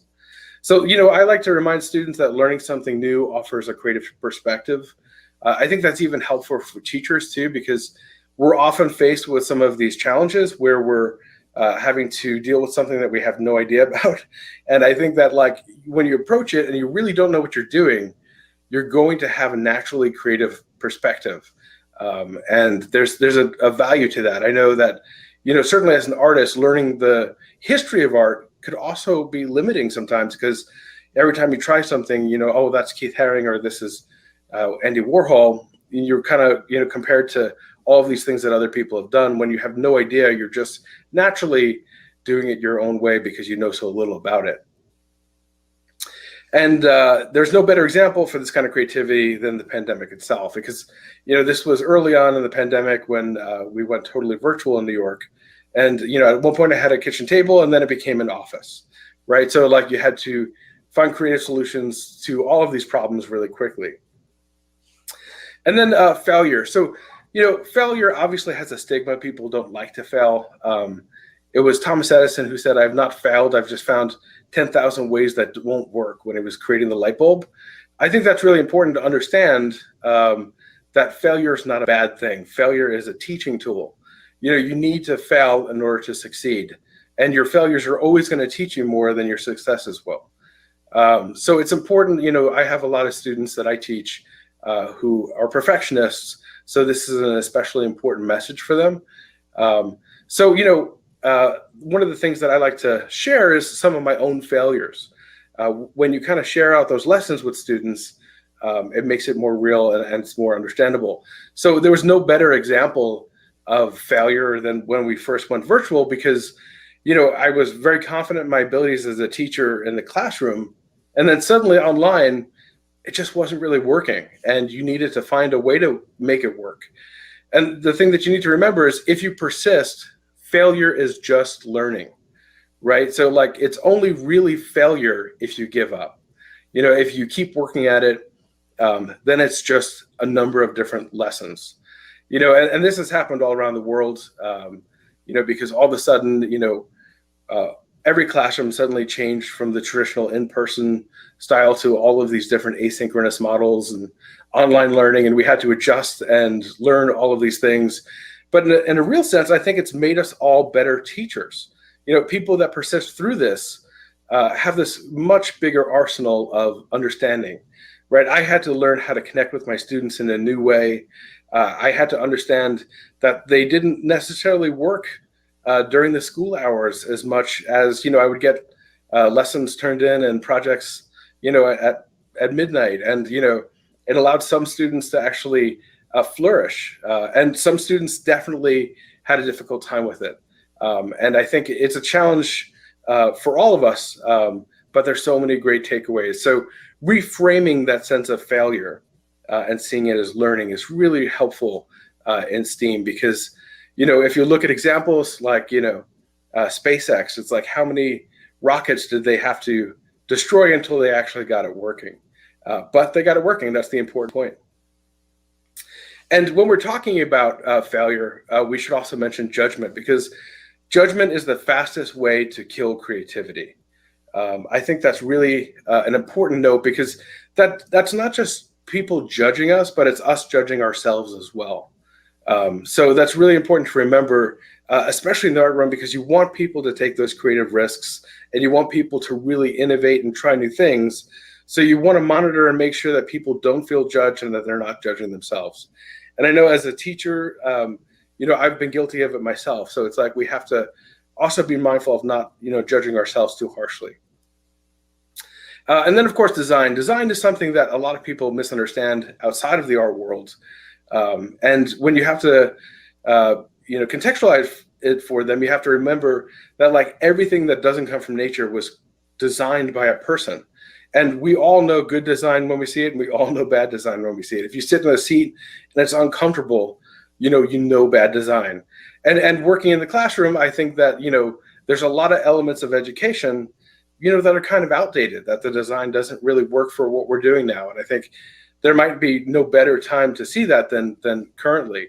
But I think design is a major part of STEAM, and it's really important to not just use that as a tool, but also to make sure that everyone has an understanding of what good design is. And, when you see a bad design, go ahead and try redesigning it, especially if it's in the school. And one of the great ways to do that is using the design thinking process, right? So design thinking is a process we often use. It starts with empathy. So the first step is learning from people. So you actually want to look. So, I like to use the example of the school courtyard that we have. So, we were working on redesigning the school courtyard. And the first thing we did is we literally just set up cameras that were time-lapse and just watched where people went and how they used it, right? Rather than decide the best way it could be used, look at what people naturally do. And the next step is to find the patterns. So, looking at that footage and then seeing where people move and how they move and where they stop and, what spots they tend to, stand in. It was all really helpful. And then the third step is using those design principles and fusing them, and then make it tangible, make a model. And then, it comes down to editing it and iterate it relentlessly. So this is really helpful. This is some images from a friend of mine at Our Heroes. They have some terrific graphics and videos online too. So, the creative space itself is in flux, the classroom. And, I had a traditional art room. And then, of course, COVID changed that dramatically. And this was not really a super functional space. It was more about safety. And it's the kind of thing that, like, it is another opportunity to really think about the classroom and what works best for students and what works best for learning, so that when we transition into the next phase away from the pandemic, we could actually update education and actually have a better, more functioning system. So that's important. And then curiosity. I think this is one of the things that connects all of these different disciplines, because scientists are naturally curious in a similar way to artists, in a similar way to engineers. So, I like to share some of my own curiosities and really help students when they seem curious about something to make that a teachable moment. So you want to encourage students to be curious and to ask questions. And, sometimes it's going to be distracting from whatever you're trying to teach, but it can be really, really valuable, because ultimately that curiosity is what leads to self-directed learning. And modeling it is important. Sometimes I'll share where lesson plans come from, because, it might just be an idea that triggered as I was walking down the street, or I happened to see something. But curiosity is important. And I always like to say that being an artist is all about being curious. And then the last one, of course, is fun. I think STEAM learning and art in general should just be fun. It doesn't always necessarily need to be fun, but making sure that fun is a part of it is really important. So impactful STEAM lessons always, the ones that really, really last and are memorable. Fun, whenever you have fun in school, it's something that stays with you. So one of the ways to really help that is giving students voice and choice and allowing them to make some of the decisions. Here's an example. This was during Halloween. During the pandemic, we couldn't do some of the things that we typically did. So I had students design their own candies, and they really got into it and loved it. And they went way beyond what I asked. And, they came up with these designs, and then some of them actually cooked them and actually made them physical things and came up with the design and the packaging. When you take those creative risks, even as a teacher, it pays off. It's not going to work every time, but when it does work, it's going to be that memorable, fun experience. So one of the questions that I think that is important to ask is, what makes a great art teacher? These are some pictures of me when I started teaching, and I like to look back at that initial self and just give that person some advice, because early on I was still trying to be a teacher, and I think the further you get from that, the better sometimes, because like things like homework, things like discipline, a lot of that stuff really is outdated. I find the thing that's most important in being a great art teacher is really making those connections with students, right? So once you make that connection, that's when real learning can start, because when students know you care, they just change. It just makes a better learning environment. They're more available. And I think that, you need to show your students you care, and not just about them, but also about art, that it's a sincere love of art. So I think that passion that we have as art teachers is one of the most important things. So it's not necessarily always the lesson we're teaching, it's where we're coming from. And I think that's important to remember and be mindful of. And I always like to say that talent is overrated. Hard work will always teach us more. I've seen so many talented students who just took their gifts for granted sometimes. And, the students that came in and they really were insecure about their abilities, but worked really hard, ended up way more successful and doing more with what they learned. And I think that's true in teaching as well. So, it's not that we need to be immensely talented immediately. I think that, when you work hard as a teacher and you go through that process, you end up being a better educator. And I think that this period of time for us is a great example of that, because, we're all struggling in different ways throughout the pandemic, but ultimately it makes us better educators. One of the things I was worried about when I started teaching was wondering, is teaching the end of life as an artist? And that was a real fear for me. And of course, when you start, you're overwhelmed and you spend a lot of time just trying to, not feel like a fraud and trying to make it all work. And I think that one of the things that's really important is actually taking some time for yourself and making art, because that's going to help you connect to students, sharing that process. And it's going to help you feel better too. I mean, art makes you feel better anyway. And I think it's a really important thing. You know, you don't need to be a great artist to be a great art teacher. You just really need to love art. And I think that teaching doesn't end our lives as artists, it really enhances them. So, you know, one of the benefits of being an art teacher is that we get to, you know, try all these different types of art. So, you know, in the years that I've been teaching, I've taught film, I've taught fashion, I've taught drawing, painting, I've done AP, I've done ceramics, I've done crafts, you know, and most of these things I really like. I would walk into a class and not feel confident in what I was doing, but I would learn with students. And I think that when you let go of having to be the expert and you become a learner alongside your students, it's really, really powerful, because it creates this bond. You're learning together. It's impactful for them. And, you know, we all come away better. And I think that's one of the things. So, you know, even if it's a type of art or a media you're not comfortable with, you know, it's a real opportunity. And I think that's one of the advantages of STEAM, in that, you know, none of us are going to be experts in all of these different disciplines. But, you know, when I collaborate with a science classroom or a math classroom, I'm learning things that I really don't know very well. And it puts you back in that seat of being a student. And it's important to kind of keep that mindset of what it's like to be a student, because sometimes it can be very frustrating. But it's really beneficial because, you know, it's fun to learn. I mean, that's why we became teachers in the first place. And another question to ask yourself is, what do students see that communicates that passion for art? So if you walk into the classroom, like, what is there that's going to actually show a parent or an administrator or a student that love for art, that passion for art? You know what I mean? So like, art rooms tend to look different than other rooms, even if it's virtual. You know, where is that passion? Like, you know, how do students see that? And I think it's important to make sure that you're sharing some of that. That's one of the powers of sharing your artwork, certainly. But even in other ways, you know, there's always those opportunities for creative classroom projects. So, you know, I had students create murals on my classroom walls. I had students redesign the seating. And I think those things really make a big impact. And one of the things I do is just working daily in my sketchbook. So here's a couple of examples. I like to share them. And, you know, in a sketchbook, you have total freedom to do whatever you want.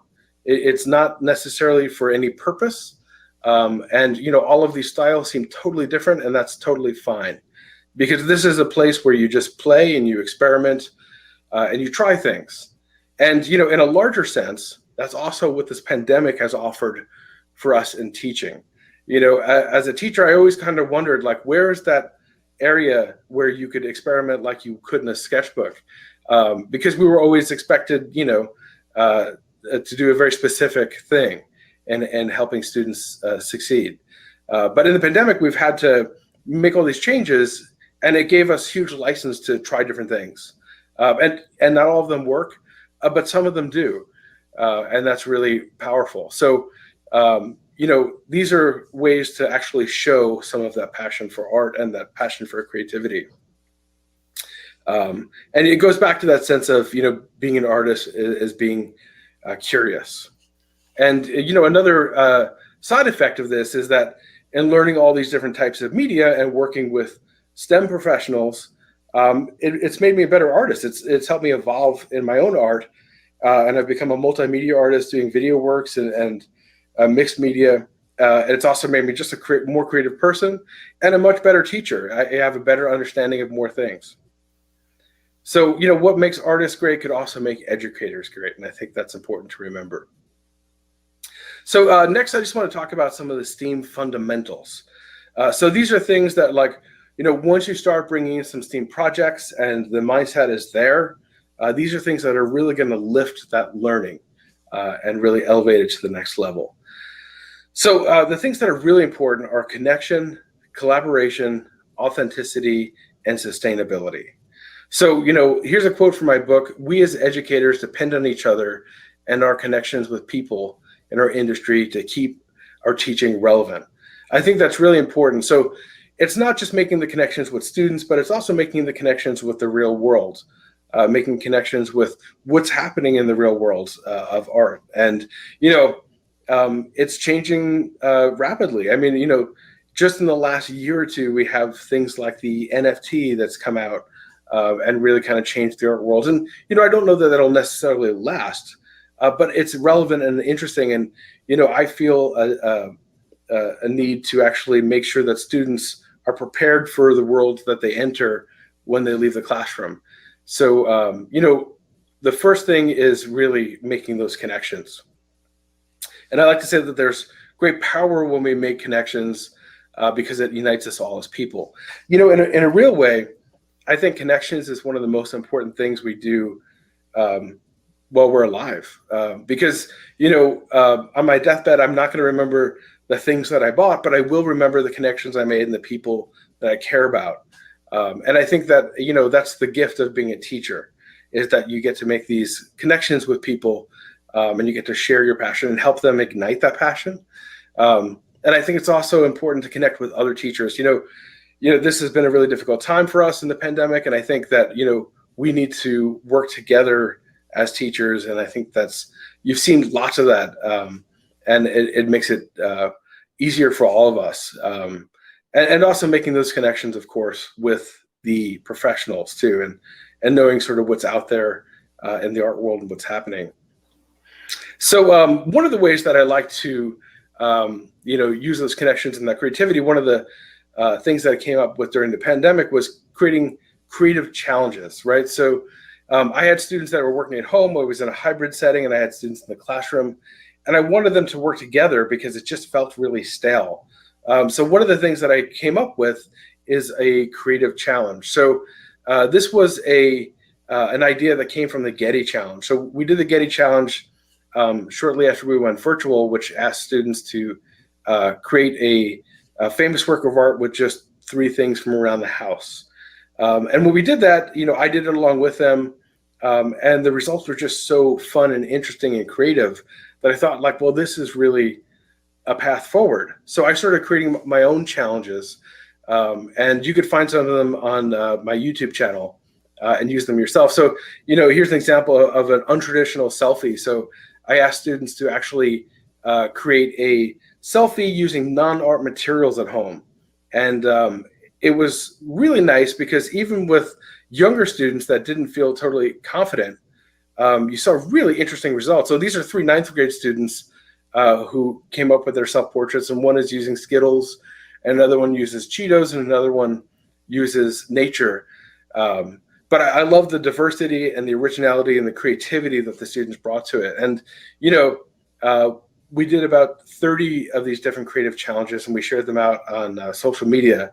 And it was just a really nice opportunity because never in class have I had a chance to really focus on creativity exclusively in that way.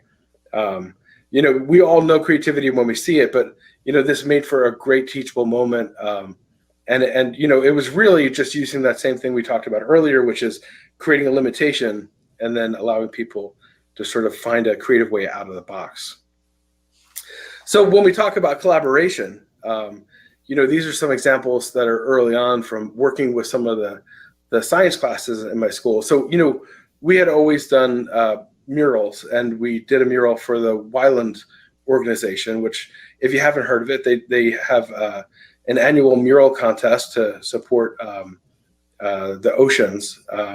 So, rather than just do it ourselves, we partnered with a science class that, those students in science taught us a little bit about the native species and, how the waters were connected globally and what kind of impact it was making. And then my students worked with them and wrote sketch notes with some of the learning that we were doing. And then we actually worked together to make a mural. And this was an early version. We actually, it's amazing how much better you get when you make a couple of these murals. So we ended up making 5. And then we took it one step further, and it's like, this is a great collaboration, so you don't want it to end.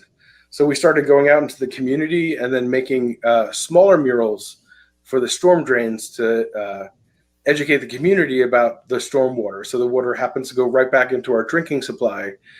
So we worked with the town and the EPA to actually get the paint approved and make sure that that was environmentally safe. And then we created a series of murals that we just started painting for the community. So we did the first one at the school, and there's going to be a series of them. So, these projects are really powerful.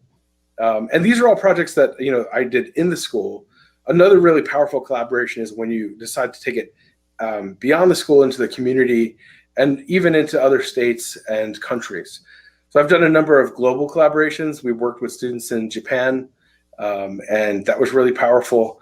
Japan had a major energy push because of Fukushima and the power plant.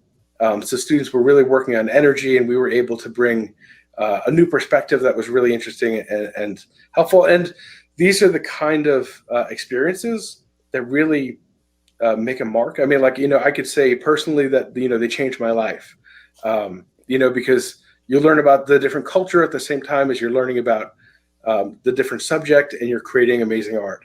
So it has all of these things tied together. And there's so many great collaborative programs out there. If you want to just begin trying, look at something like the global goals. The UN has a series of different global goals. The SDGs is how they're commonly referred to, Sustainable Development Goals. And there's some free programs to collaborate with that. And then another important thing is focusing on that authentic learning. Early on in my teaching career, I did a couple projects, and you would see students throw them out on the way out. And there's nothing worse as an art teacher than seeing students throw out the artwork that they made. Because if they don't care about it, you didn't really make that mark that you were looking for. So, I started doing creative projects in the school community. So, we look at things that they didn't like, and we would redesign them. So this is going back to that courtyard program that we talked about. So we studied different school courtyards and which were really effective. And, you see on the left is an example from a college that's local. And, they had these grass steps that are really utilized. Students love them.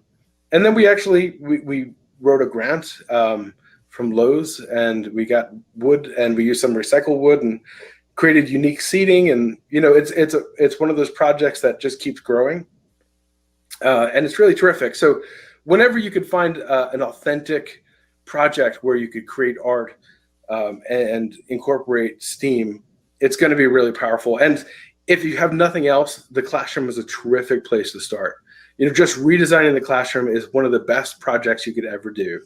The seating, how it works, obviously the color, and making sure that it feels like a creative place. Because, in the real world STEAM environments, they're kind of amazing places to work. So these are some pictures from the Google offices, and it's colorful and it's vibrant and it has plants, and it looks like the place that you want to spend time.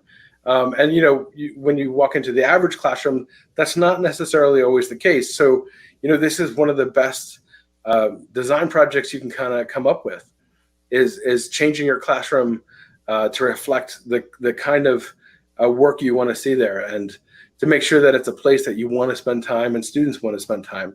And it also helps students have a sense of ownership over the space, which is helpful too. So you could see this is early in the process when we started doing the murals in my classroom. But, you could take a look at local industry and local design and architecture firms. And, this is a great opportunity for partnership. And there's so many different things you look at. I worked with Adobe for a number of years, and the Adobe offices themselves are amazing. It's like, there's so many wonderful perks. Pixar is another great example. This is a great project that will definitely stay with the students. But when you make an impact on the classroom, students can come back and sort of see their work still there. So it has a legacy effect as well. So, I want to make sure I spend some time just reminding us all to share our work, because that's one of the best ways to inspire that creativity that's so important in STEAM. And it's not just sharing work. You want to express yourself, right? You want to let it out, write and draw and talk and dance and sing, and even yell out your window if that's necessary, because we all need to vent, and the act of expressing ourselves alone will make things a bit better. I could tell you, I mentioned that you don't need to be a great artist to be a great art teacher. And, I really enjoy singing. I'm not necessarily a good singer, but that's what a karaoke bar is for. So, I mean, expressing yourself is helpful, and it helps connect to the students and parents and community for that matter too. So, my advice is to let go of perfect and focus on progress, right? That's especially important in the time that we're in now. I think that we need to be kind to ourselves. We need to be empathetic towards our students. We don't necessarily know what everyone's going through. They might be having a very difficult time. And you want to connect and be understanding of that. So both for ourselves, for our colleagues, for our students, and for the community. I think a really good way to kind of mix the STEAM sensibility with the social emotional learning sensibility is just creating with your senses, right? Create with how you feel. It doesn't need to be work that necessarily will hang in a gallery. Sometimes just the tactile experience of making art itself is valuable. I know certainly it is with me, and I think that's another great power of the arts. So, I urge you to let go of judgment in your classroom and even within yourself, and help your students do that. Give yourself permission to play, give yourself permission to learn, give yourself permission to fail, and give yourself permission to share. So I wanted to share some resources, of course. There's my book, which is available from ISTE. And here's another quote: "A core element of the STEAM mindset is being aware of your curiosity and encouraging it in others." So I wrote this really as a gift to colleagues. One of the things I really believe in as a teacher is just sharing. And it wasn't always intrinsic to me. Like, initially it was, I didn't want to let go of the lessons I really cared about. And then I'm like, I've been teaching for 24 years. Why does the learning stay within the classroom? As I did all of these collaborative experiences, I realized, just give it away, just let go and share your gift with others. So, these are some of my favorite projects, and it uses a huge variety of different technologies. So, things from, classic cardboard and upcycling to film and animation, which is one of my favorites. I've had so many students go into film and animation, which is fantastic. Digital photography, of course, web design, social media, podcasting, which is really up and coming and really very doable. And it's a great way to have students share how they feel about art and STEAM. Coding, which is really fun and interesting. I started out not knowing anything about coding, and I learned with the students, and within a period of 2 or 3 years, we were creating apps together. Digital drawing and design, of course, which is a big one. 3D design, 3D printing, and all different kinds of additive and reductive processes there. Robotics and drones, which is really interesting and super innovative. So like, creating drawing robots and things like that. And of course, one of the biggest technologies in the STEAM industry, which is augmented and virtual reality. So that's probably one with the most potential out of all of these for the future of education, for the future of art, and for the future of STEAM. So I also have a TED Talk on creativity that you can view on YouTube that I did for TEDx Mepham High, that you're free to view. And I wanted to end this talk by just reminding us all to be mindful of the impact you have as an educator, right? Because it's like, we all remember the teachers that we had that made an impact on us, both positive and negative. And, you never want to be that negative impact. You always want to be that teacher that encourages people and supports them. So, just keep your mind on the bigger picture. Like I said earlier, when students know you care, it makes a difference and allows for that greater impact. So share what works for you, invite students into the process, let them progress at their own speed. Students have all different abilities, and it's going to take some students longer than others. Remember to check in with yourself and to check in with your students regularly, and take it one step at a time. So we're all in this together. Never feel alone. Feel free to reach out to me. Reach out to your friends at your school and your community, of course, on social media. And I wanted to end this talk with this quote that's my favorite, which is, "Be kind, be creative, and change the world." Thank you so much. Have a terrific conference. Wow, thank you, Tim. That was amazing. Now I would like to actually welcome Tim to join us for our live Q&A. Hi, it's good to see you. Good to see you too. I think probably I can speak for myself. I want copies of your slides printed to hang in my classroom for my motivational quotes, to keep reminding myself of things that I need to do on a more frequent basis, like creating and sharing my art and things like that. I'm super interested. How did you get started on this journey to write your book, Steam Power, and what kind of got you into the STEAM field to begin with? I was in the STEAM field before I was aware it was a field or it was a thing. I was just naturally playing with different technologies. Like I say, as an artist, you're curious. So I was just interested in trying out different things. And I was interested in media art. And I had, being an art teacher, you never know exactly what you're going to get assigned. So I was getting assigned all these different classes, and just rolling with it. I think, for a number of years, you just learn, once you kind of accept that failure is just part of the process, you really could grow yourself as an educator and as an artist. And I think that's really powerful. And then the book, I had gone to so many conferences and things like that where you see STEM or you see even a STEAM presentation, but they don't really respect art enough, that I decided, let me write a book and just share something that advocates for what we do and for art being part of STEM.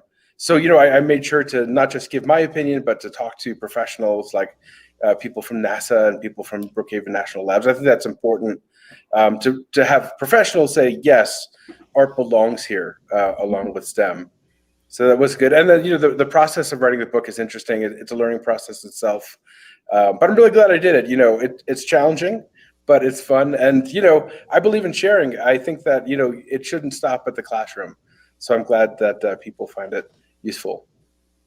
Yeah, definitely. Did you find in your conversations with scientists that they really understood the importance of art in what they were doing? Yeah, it was really interesting. I didn't know what to expect, and I was a little bit afraid that, what if they totally invalidate my theory here?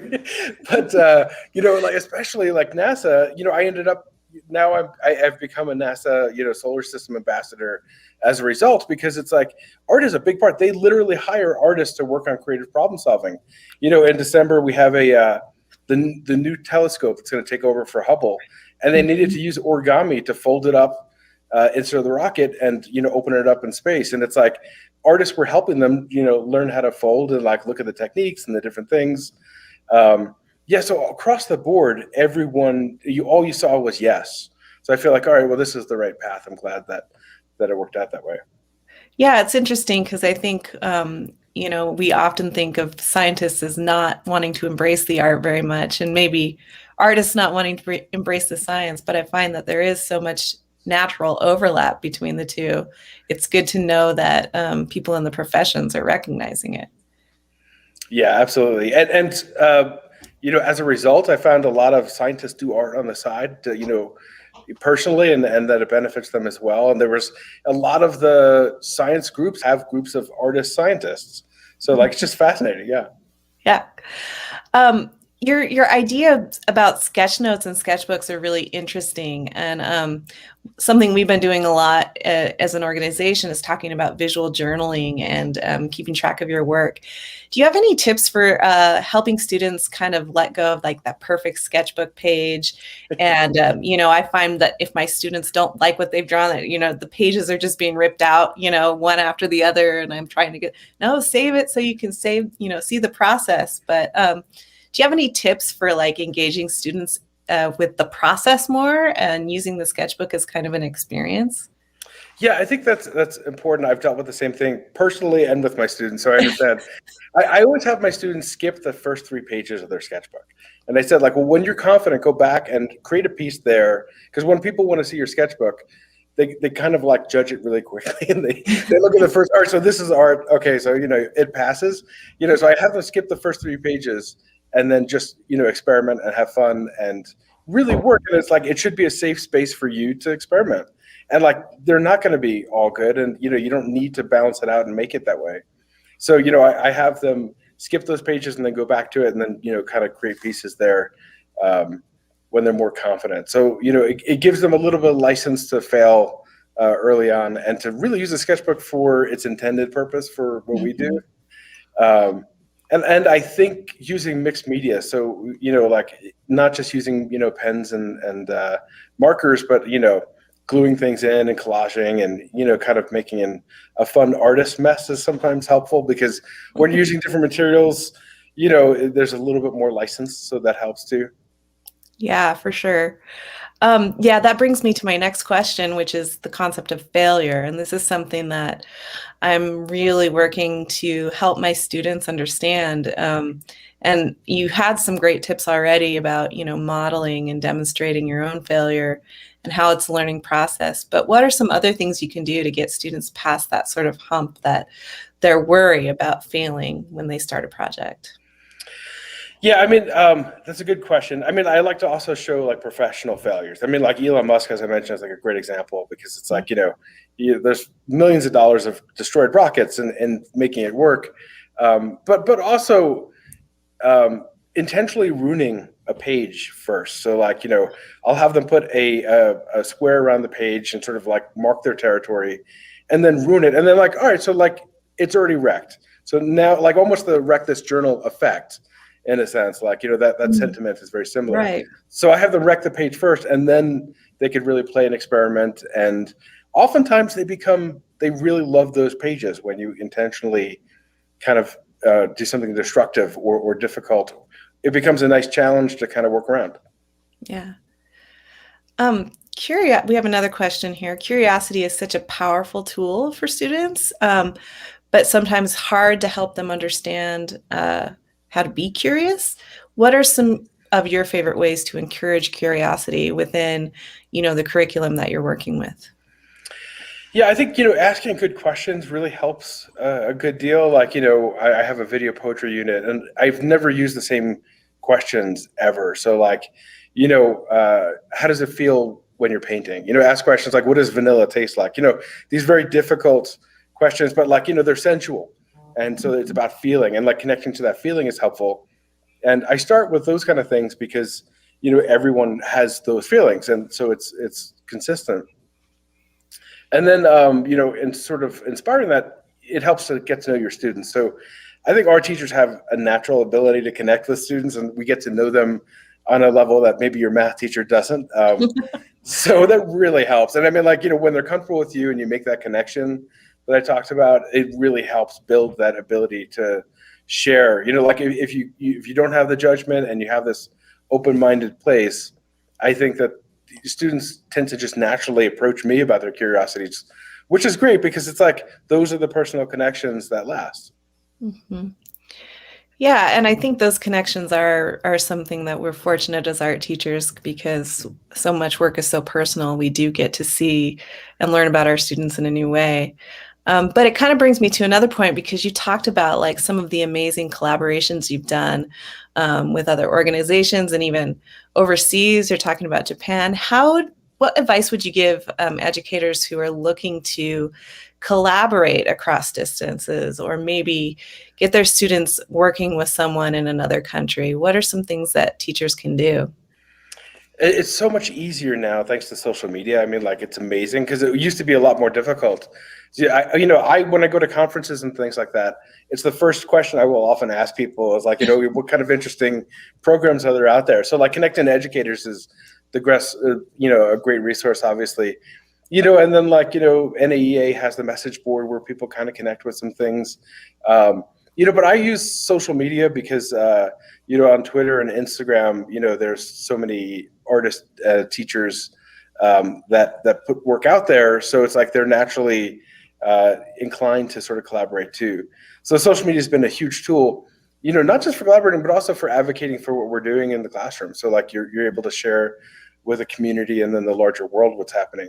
So it's a great tool, and there's lots of specific tags and rooms that are available to help people collaborate, and of course programs too. So there's great programs like Japan was through the Japan Society, but there are so many great programs, and finding out about them and sharing them with other teachers is always really helpful. Mm-hmm. And do you find that when you are collaborating with other locations or places that your students approach their projects differently, or do they have kind of the same ideas if they were just working within the classroom? That's what's interesting. It's totally different. I mean, even for me as a teacher, because we come in, especially with different places, there's different expectations. And I think, like being clear about what your expectations are is really helpful in collaboration. And I write a lot about this in the book just because, if you want a successful collaboration, like, have some ideas of what you're looking for, but be open to what might happen. And that's really, really helpful because you're going to learn all of this extra knowledge about different cultures and the way people live in different places. And then art is a connective tissue. So like, you're able to sort of like, connect through making art and your art appreciation of the work. So that's really helpful. Yeah, it's always a terrific process. And I think it grows us as individuals, as artists as well. So, you take risks that you wouldn't have thought to otherwise, and you're exposed to all these different perspectives, which is great. Mm-hmm. How do you incorporate STEAM like for every lesson in your classroom? Like how often are you actively doing STEAM projects? I wasn't, and then the pandemic happened, and then it's like, thank God I have all the STEAM. Because I mean, like almost everyone is doing STEAM now because like technology is naturally a part of teaching these days. It's, the thing about the pandemic is that like, we're all teaching through technology in one way or another. So it's just become a big part of it. So, why not lean on these other elements to help you and be supportive? I think it's, we have this weird system where we tend to silo different subject matter in education, and it's like there's no real need for that. It's a modern invention, thanks to the Industrial Revolution. So I think it's it's not necessary in today's world. As a matter of fact, it might even actually hurt learning in a large sense, because in talking to NASA or these different companies, it's like they said like, well, everyone is so specialized, it's really hard to get someone that has the big picture that could put the things together. So that was one of the things that artists were really helpful because, we naturally play and, create. So that's one of the interesting things I learned in the research. Yeah. Well, and that's interesting because you were talking about how this, pandemic has provided us with the opportunity to figure out how to change education for the better. And hopefully we can take some of those lessons and move forward with a different model that isn't so outdated, Absolutely. Yeah. Yeah. Yeah. So it's true. I mean, like it's such an opportunity, and I really hope that like we could grow education as a whole because of it. Yeah, me too. I definitely am with you on that one. Have you seen your students' work change over the last year since you've had to adapt to this, whole process and integrate technology on a more consistent basis? Yeah, I mean, initially they were very depressed. So I mean, you could see it in their work. and I made social emotional learning a big part of what we were doing, just because everyone had a lot of feelings, and I wanted to make sure that, like, you know, we express them and get them out, because you can't really focus on making and creating. And so, you know, like if you're worried about something, it's just going to be a distraction and your mind is not on what you're doing. So initially that was very, very clear. And then, you know, as a result of the pandemic, they were also working in lots of different media, which is, you know, Procreate was something that a few students used beforehand, and now everyone was using it. It's like amazing. Yeah. So I think it'll change art in general in a real way. Yeah, I agree. When you talk about the design thinking process, can you elaborate a little bit about how you teach that in your lessons and go through that with your students? Yeah, so like I use it primarily, you know, it's a thinking process, and there's other thinking processes sometimes that we'll use in contrast, just, you know, to actually help them understand it. So like when we're taking on a larger project, it's really helpful. So, you know, we use that thinking process to sort of, you know, the important part is keeping that empathy in the beginning and really looking at people, and, you know, understanding that, like, you don't just create something without thinking about the user. And that even applies to making art. Like if you're making art that's going to be decorative in any way, like, you know, you need to consider, you know, like, you know, when we're redesigning the classroom, it's like, I'm going to live in this classroom, so I want to make sure it's a bright, happy place that I want to come to work every day. So I think that's important. You know, that might be the biggest takeaway from using the design thinking process, because other parts of it are very similar to just the creative process in general. And then really focusing on the editing. You know, so many students, when they're doing fine art, don't know when they're finished. And then in the design process, you know, it's the same problem. And so, like, you know, that editing process is really important, and sort of getting reflection and, you know, understanding like if something needs to be worked on more or not. Yeah. Do you have any great success stories that you could share with us about students who have graduated and gone on into a STEM related field? Yeah, no, this is one thing that I'm proud of. I mean, it's amazing what they've done. So yeah, I have students that work at Disney and Pixar and things like that. And Pixar is such a tough one because it's so hard. It's such a nice job. Yeah, I have a student that actually works for like Little Bits, designing pieces, and they work at maker fairs, and, you know, they've become film directors and animators. And Rick and Morty has, like, I think 3 or 4 students on staff from my classes. So it's amazing to see these kids go out into the world and, like, you know, become professionals and do this amazing work. So that's fantastic. And, you know, that's just like the more art side of it, like the kids in science and engineering and things like that will come back, and it's like, you know, I get paid more because I know Photoshop. It's like, well, that's positive by itself. Yeah. Yeah, that's great. That's fantastic. And do they come back and visit you after they've gone on to their, you know, high paying jobs? Yeah, it's always a really positive thing. You know, when you make those connections, they do come back and kind of check in. And it's like, I love seeing where students are at and what they're doing. And then I use it as a teachable moment. So I'll invite them to talk to the class. And, you know, now with, like, you know, like this virtual conference, it's like you're able to really connect with anyone, anywhere. Right. So it's much easier. So, like, you know, and then I record those talks and share them for the future. So, you know, I'm creating, in a sense, this database of success stories that are also informative and help students. Well, Tim, thank you so much for being with us today. We are super excited that you were able to share all of your knowledge with us. Excited about looking into your book. Excited about printing off some of your slides and hanging them up in my classroom. It's been very, very inspiring. So thank you for joining us. Thanks so much. Thank you. Appreciate it.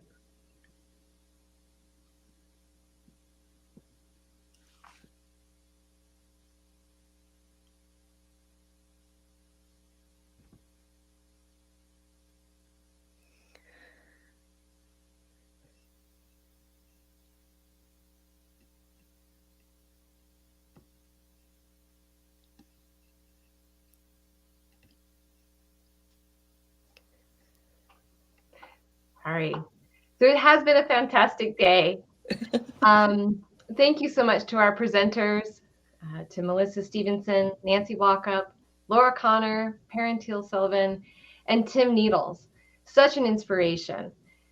We really appreciate your time and thank you so much for sharing your expertise with us today. I also wanted to thank Anka Trefan of Trefan Events for helping us produce IAEA's virtual 2021 Fall Conference. We really thank you for your professionalism and all your hard work behind the scenes. We also want to thank all of you IAEA members for being here today. We know it's been difficult to realize that our conference is going to be yet another virtual event for you to attend.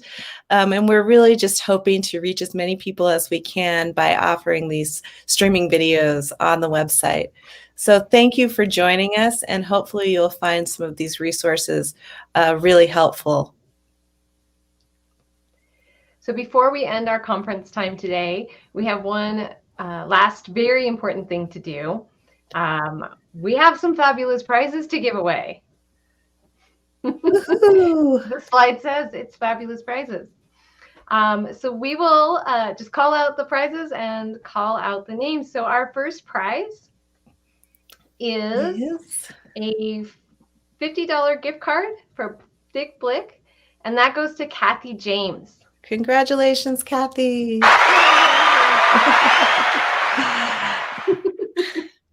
Our second prize is another $50 gift card from Blick Art Materials, and that one goes to Kyra Bell. All right, congratulations. So our next prize goes to Tammy Shell. This is a STEAM School Arts collection. This is that great book that Nancy was talking about from Davis. Thank you. Congratulations. And then we have another STEAM School Arts collection book, and that one goes to Melissa Stevenson.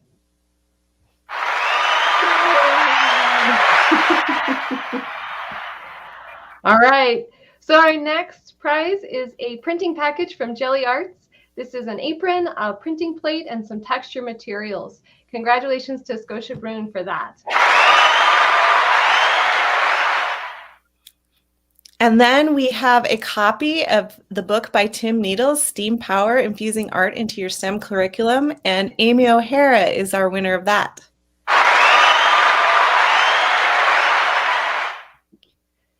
And then we have one more fabulous book to give away.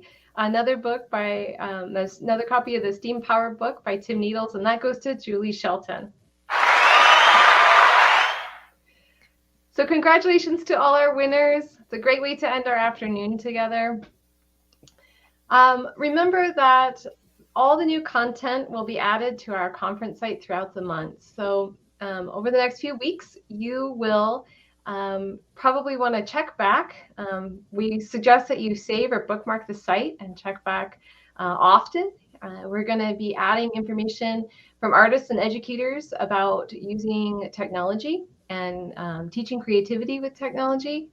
We're going to be adding some content about learning some new applications for visual journaling, kind of talking about that creativity and curiosity that Tim was talking about. And then we're going to also add some new content about K-12 opportunities from different Idaho organizations and related to STEAM. And we also wanted to remind everybody that we will have our masterclass series again this year, starting in January. And we are really looking forward to inviting some professional artists to share their processes with us. We've gotten lots of great feedback and ideas from your surveys, and we're excited to implement those into our next round of programming. Yeah, I'm really looking forward to the next series of masterclasses, Tara. I think it's going to be a great opportunity for us to keep going with our creativity journey. And Absolutely. Our journey. Absolutely. So on behalf of the IAEA board, thank you so much for joining us today, and thank you for being present in a time where it's pretty easy to turn off the screen. So take good care, friends, and we'll see you soon.